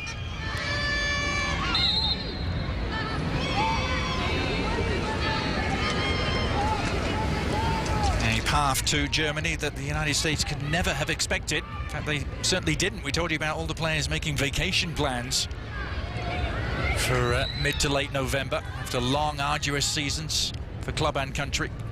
And something Coach Sundhagen will have to monitor is, because this is now adding a month into their schedule where they they were going to be resting, and because of the long WPS season and the professional year and everything this team has been doing, they haven't had rest. So, giving them December, typically they have a camp in December, whether she gives them December off, what she does with January. Haverbusch with the corner there, easily claimed by Diaz. So around this stage in the game that she got stretchered off last time against the United States, they wanting to avoid a repeat of that.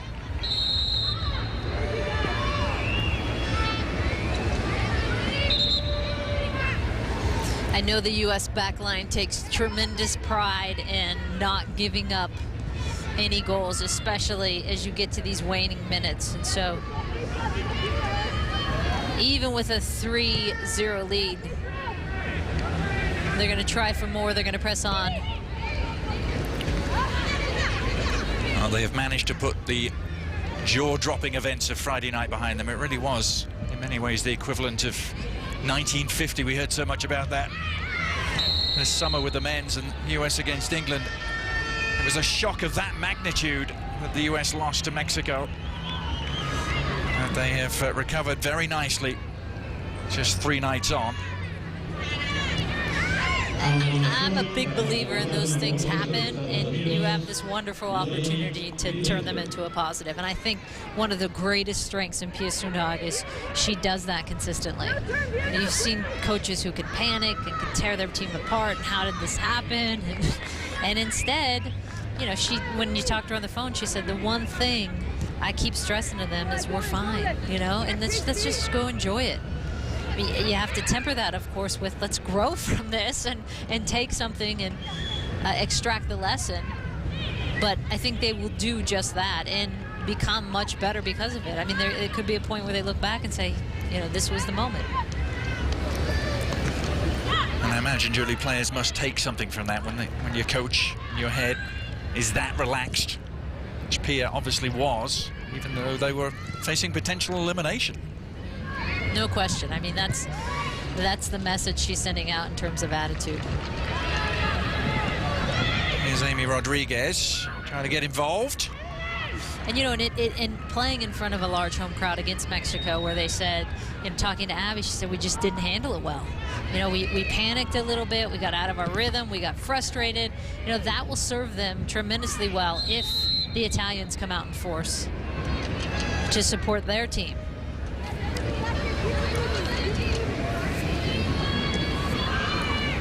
November the 20th and the 27th, 2 games against the Italians. Should it end well for the US.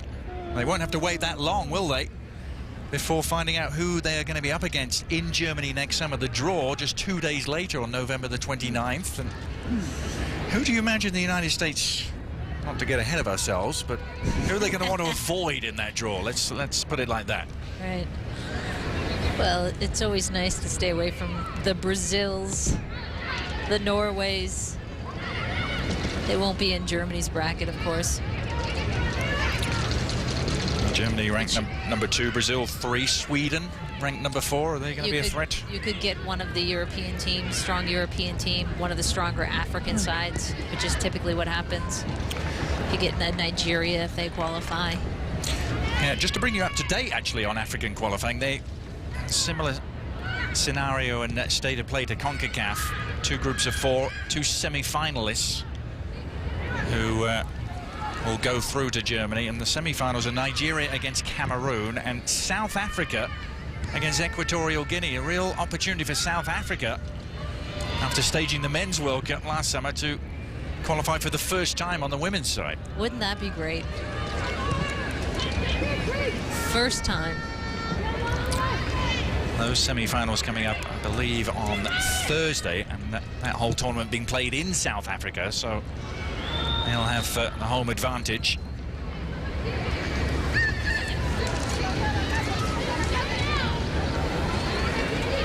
Told you about Asian qualifying. China not making it this time around. Japan. Tony DeChico in our studio has a sneaking feeling that Japan may be the surprise of next summer. Japan is gotten very good in the last 5 years. The Asian region in general, Australia moved over there to play in the Asian region. Just a big reason China didn't end up qualifying. So you have Australia, North Korea, Japan, and the Asian countries at the U20 and U17 level, which I think is an indicator, of course, of things to come, have been doing very well. South Korea has been doing very well at that level. They've always been incredibly technical, just haven't been able to hang physically and athletically. And so I think as they get stronger, that will come. Well, Australia will be a presence, as they always are, the men's or the women's side. Remember them in Women's World Cup 07, involved in some tremendous games.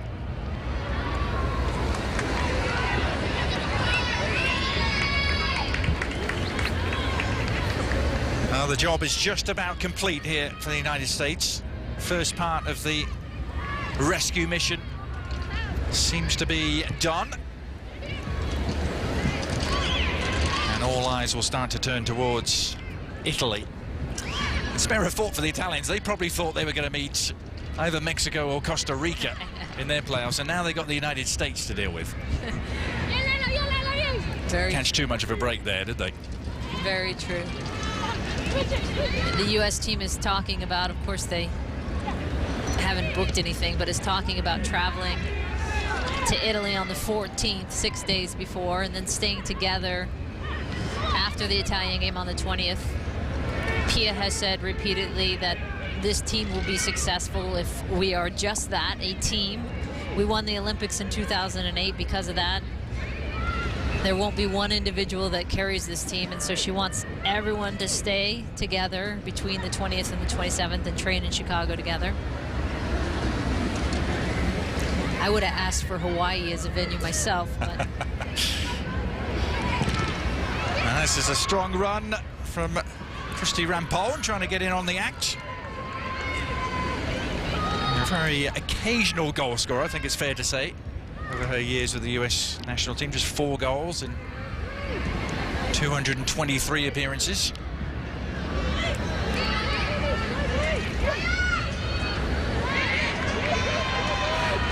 Costa Rica still battling away, looking for what would be no more than a consolation now. Jacqueline Alvarez trying to burst onto the through ball.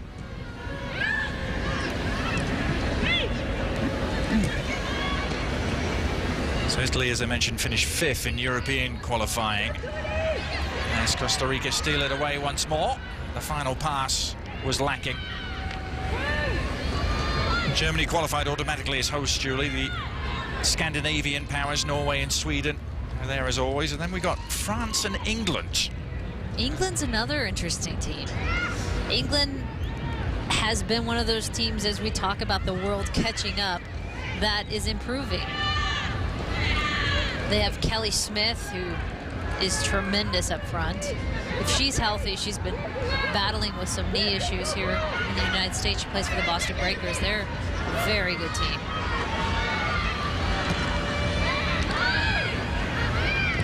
it's all lining up to be an absorbing World Cup on many different levels. Here's Amy Rodriguez. That was a positive run. And the shot didn't quite match what had come before it. It was Alex Morgan. My mistake. But she's got that confidence, hasn't she, from her recent goal-scoring exploits. Feels she's going to score every time she gets on the ball, probably. She does, and that's what you want in a forward, of course.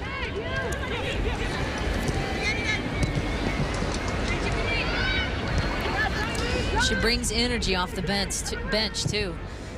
Reminds me a lot of Shannon McMillan in that regard. Shannon used to come in for us and just give this great spark and lift. If she can be that type of consistent sub factor, that would be a huge lift for the U.S. No Christine Lilly yet this game. I was going to ask you about Lil. 5 World Cups, and presumably will be very much part of a 6th for the US negotiate their passage there. You heard Tony DeCicco before game saying he would have started Christine Lilly in a pressure cooker situation like this game. Her role has changed with the national team. She's been coming off the bench a lot more. But, you know, as any athlete knows, when you get to a game like this where everything's on the line, you know, Christine wants to be in there. Lily wants to be in there. It'll be quite remarkable, won't it, if she goes on to play a part in her 6th Women's World Cup. 6th World Cup. Imagine that. I think some of the takeaways for the United States with just a minute to go, some of the things they'll be thinking about is, look, we probably didn't play our best game ever, but we did the job. We finished well. We were efficient in front of goal. And when you get to this stage, you're focusing on positives. Taking that to Italy with you.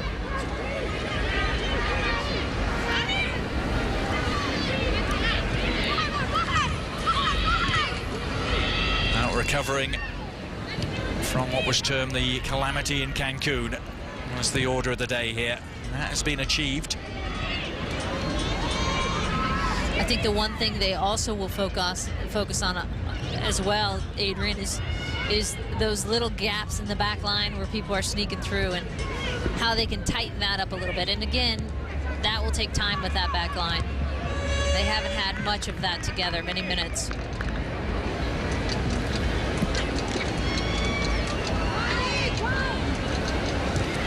Into stoppage time at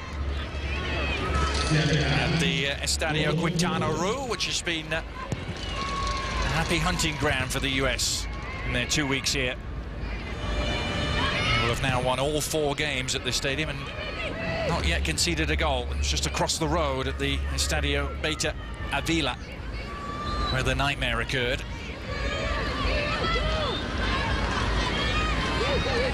This is Sylvia Flores Betancourt. She's got around the back. Vassie's cross. And Rachel Bueller was well positioned.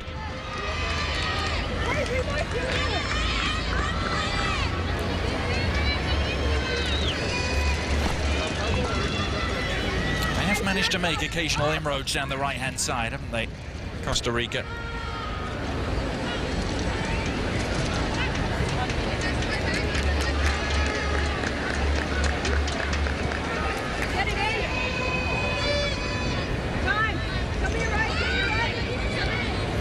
You can hear Nicole Barnhart all game, and I think that's a great sign, especially for someone who's been the second keeper behind Hope Solo. To come in and have such a verbal presence is great. Constantly want to hear your keeper behind you.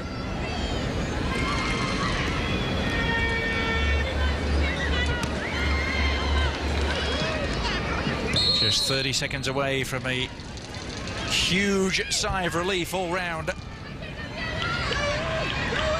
One last chance for the 17-year-old Cedeno to make a mark. Nicole Barnhart not called into action.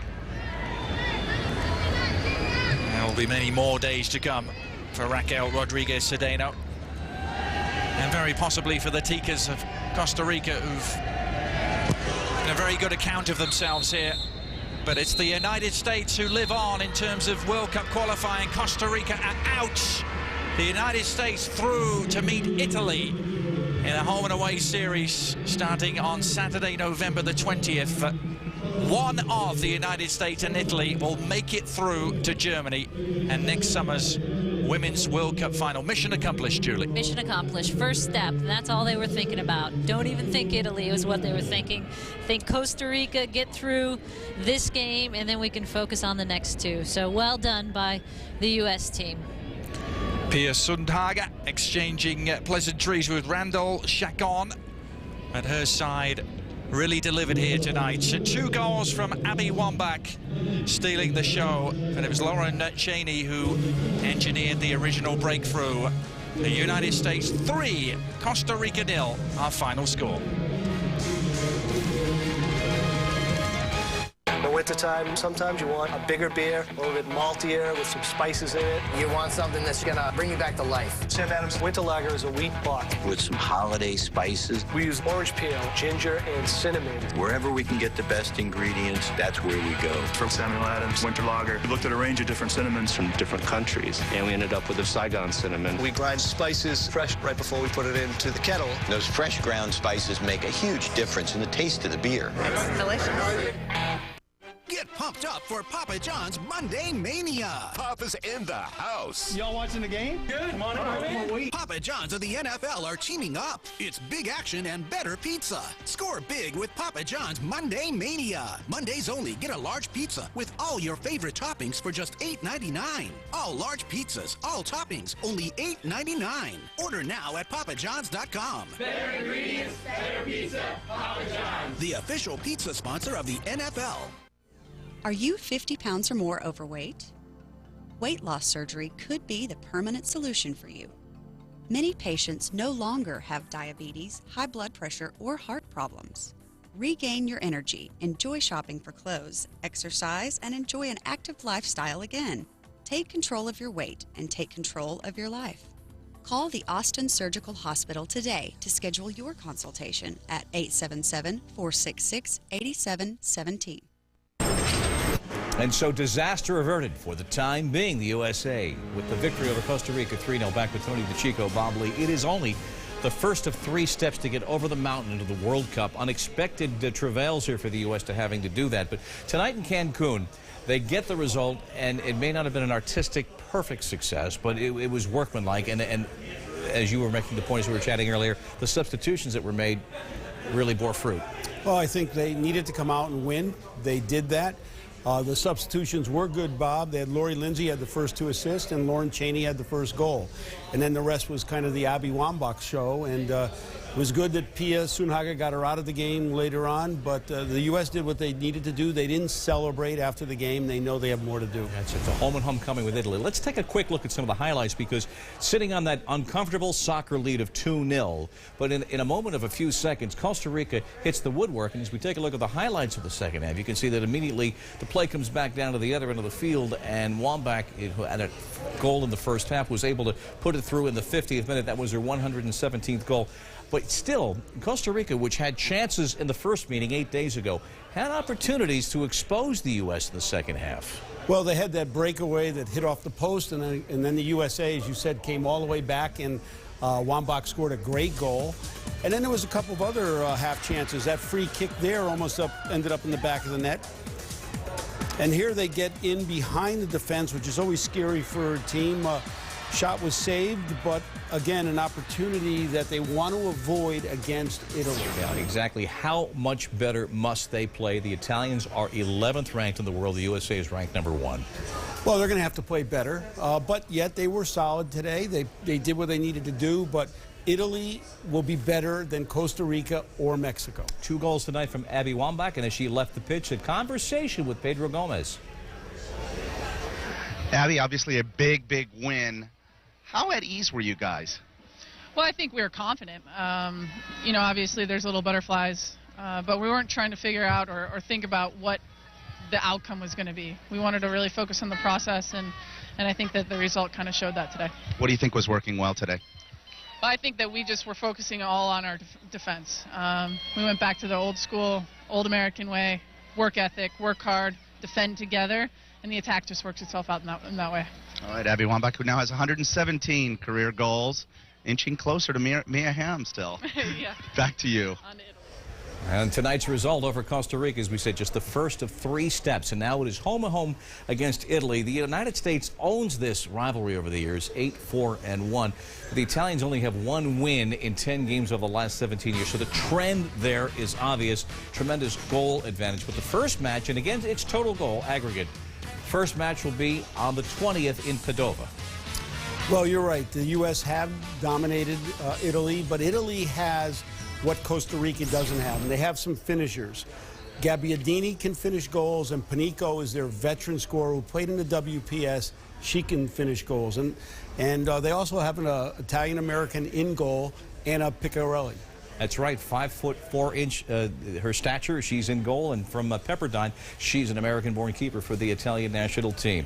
Tony, it's been a pleasure. The USA is now with the home-and-home with Italy. We send you now to an ESPN boxing special from the Marine Corps Air Station in Jacksonville, North Carolina. Bye-bye.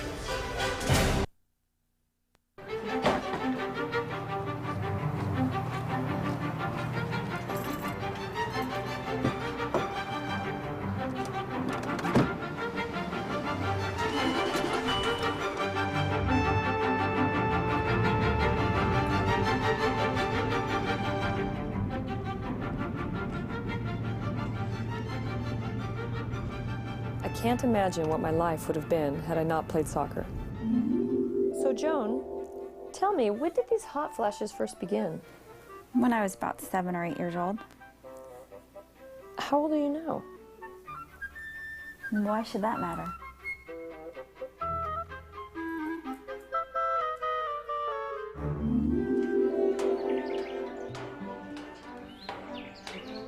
Morning, Brandy. What you doing? Morning, Mr. Wilson. I'm just trimming these. They're starting to look like wild Singaporean vines. Singapore? You've been to Singapore before? No, but I saw a show on it once. I'd like to have some sushi, but I want to try something different, something really special. Could you recommend something? Kore wa fugu desu. Ayamate junbi de anata ga. Shinu koto ga dekimasu. Would you like to try a piece? Wow, that sounds great. I'll have some of that. That was crazy.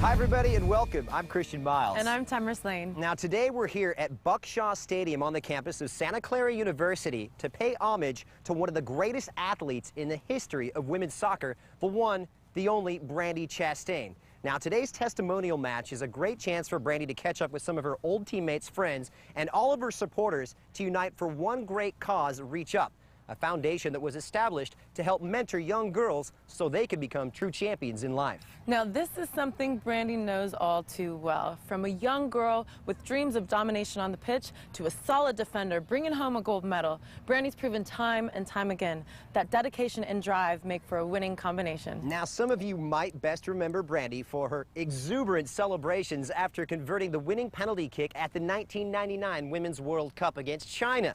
But there's a little more to Brandy's career than just scoring for international attention. She's more than just an athlete. She's a role model, and she's a mother. And after watching her career over the years, it's easy to see why there's more to Brandy Chastain than meets the eye. And after her remarkable career spanning over 3 decades, she's ready to take on new challenges and continue to mentor young girls in her new foundation, Reach Up. All right, so let's get ready for the match. All the excitement, all the stories, and all the passion. But now, let's take time to get to know Brandy Chastain beyond the pitch.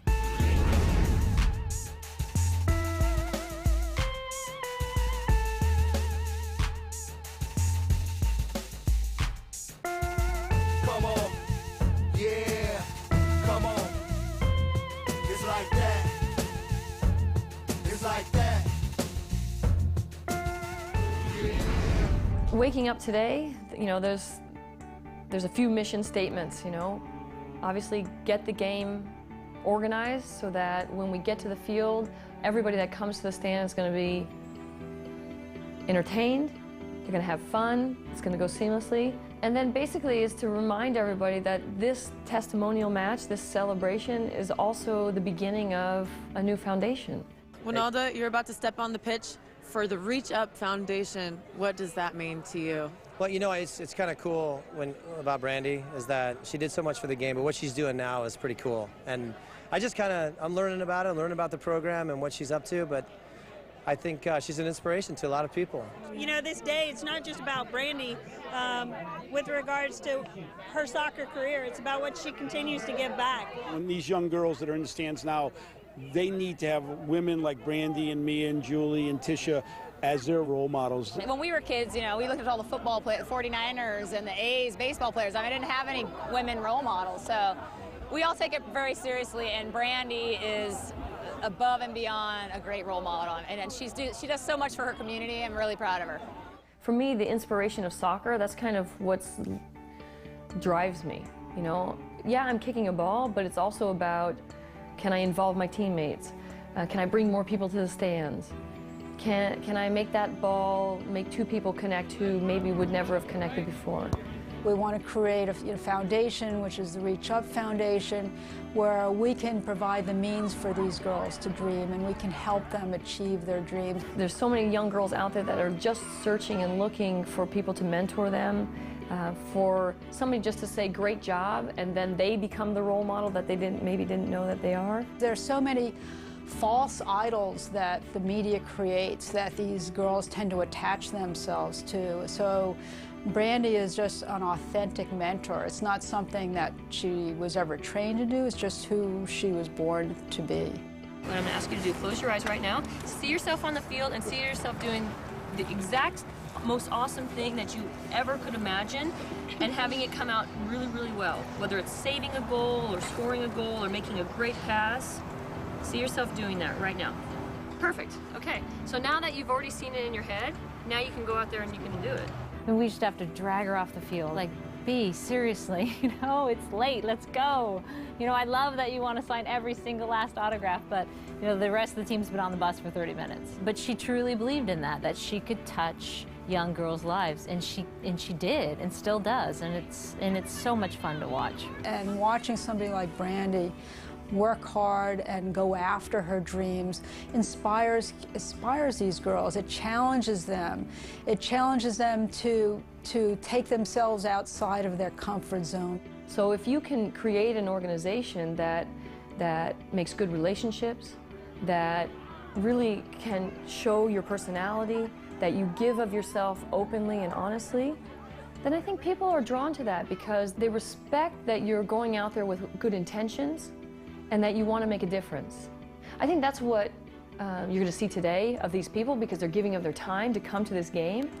And I think that's what the people in the stands are going to feel, that we all can act together to make a difference here and everywhere else. Have you ever stopped on a soccer pitch before? You know, I have never stood on a soccer pitch with soccer gear on, and this will probably be the first and last time.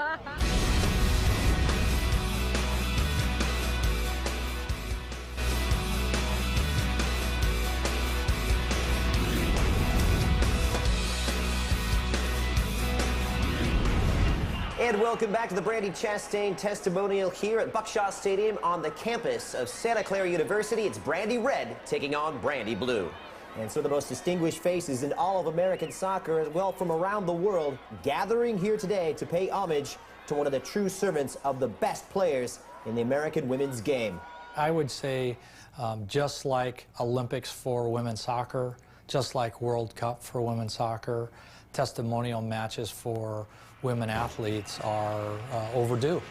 If you're not familiar with the traditional testimonial match or testimonial game, let's give you a little bit of background information.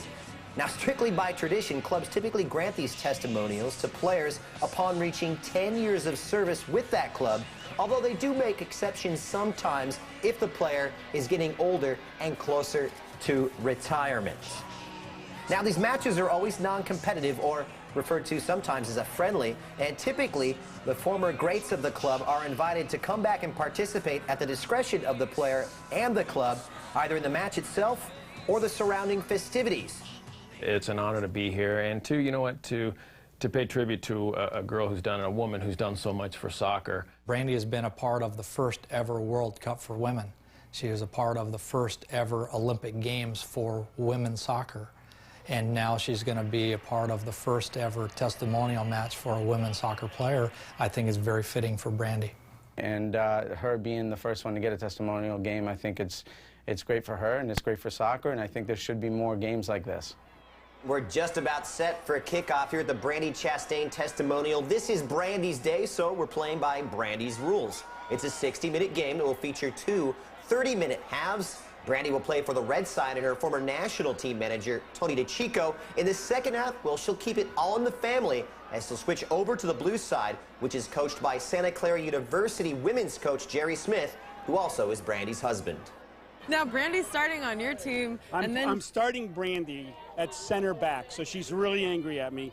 And I'm putting Cameron next to her son. Listen, she's still complaining. Right. So I just told them, I said, I don't want any problems in the center of defense, so they're going to have to sort it out. You want to see how fit she really is. Make her run a 120 or something. Well, I want her to warm up a little bit, but then we'll push her forward. And you know what? If I don't push her forward, she's going to push herself forward. So we'll probably put a 12th player on the field and let her go forward. Did I say that on the air? I think you did. I think you did. All right, well, best of luck, Coach. Thank you. DeChico says you've got no chance. How does that make you feel? Well, you know, in the coaching category, we definitely have no chance. She's the legendary DeChico, you know, the winner of World Cups and Olympic Games, so I don't have anything on him. But in the second half, we've got a pretty good player joining our team, so we're going to bank on that. Well, certainly an illustrious affair with people from all walks of life. Brandy has invited a whole host of international superstars, not just from the world of football, but from the world of entertainment and other sports to feature tonight. Not only will you see Marcelo Balboa, Tab Ramos, as well as Brett Jones from the San Francisco 49ers, Brandy's also gotten her old teammates involved, like Mia Hamm, Joy Fawcett, Tiffany Milbrett, and Cindy Parlow, many, many others. A great night for everybody to take part in what will benefit Brandy Chastain's new charity, the Reach Up Foundation, designed to help mentor young girls become champions both on and off the pitch. A testimonial soccer match certainly shouldn't be full-sided, is my theory. I mean, when I heard that, I was like, are you for real? Does she not know, Brandy, that I no longer play, that Mia no longer plays, that Eric no longer plays, that Tab no longer plays, Marcelo no longer plays? I was actually surprised. I was really surprised when she said full-sided. I was like, oh, I was kind of picturing, you know, like, width of the field, 20 yards wide. I'd even go like 20 by 40. That's perfect.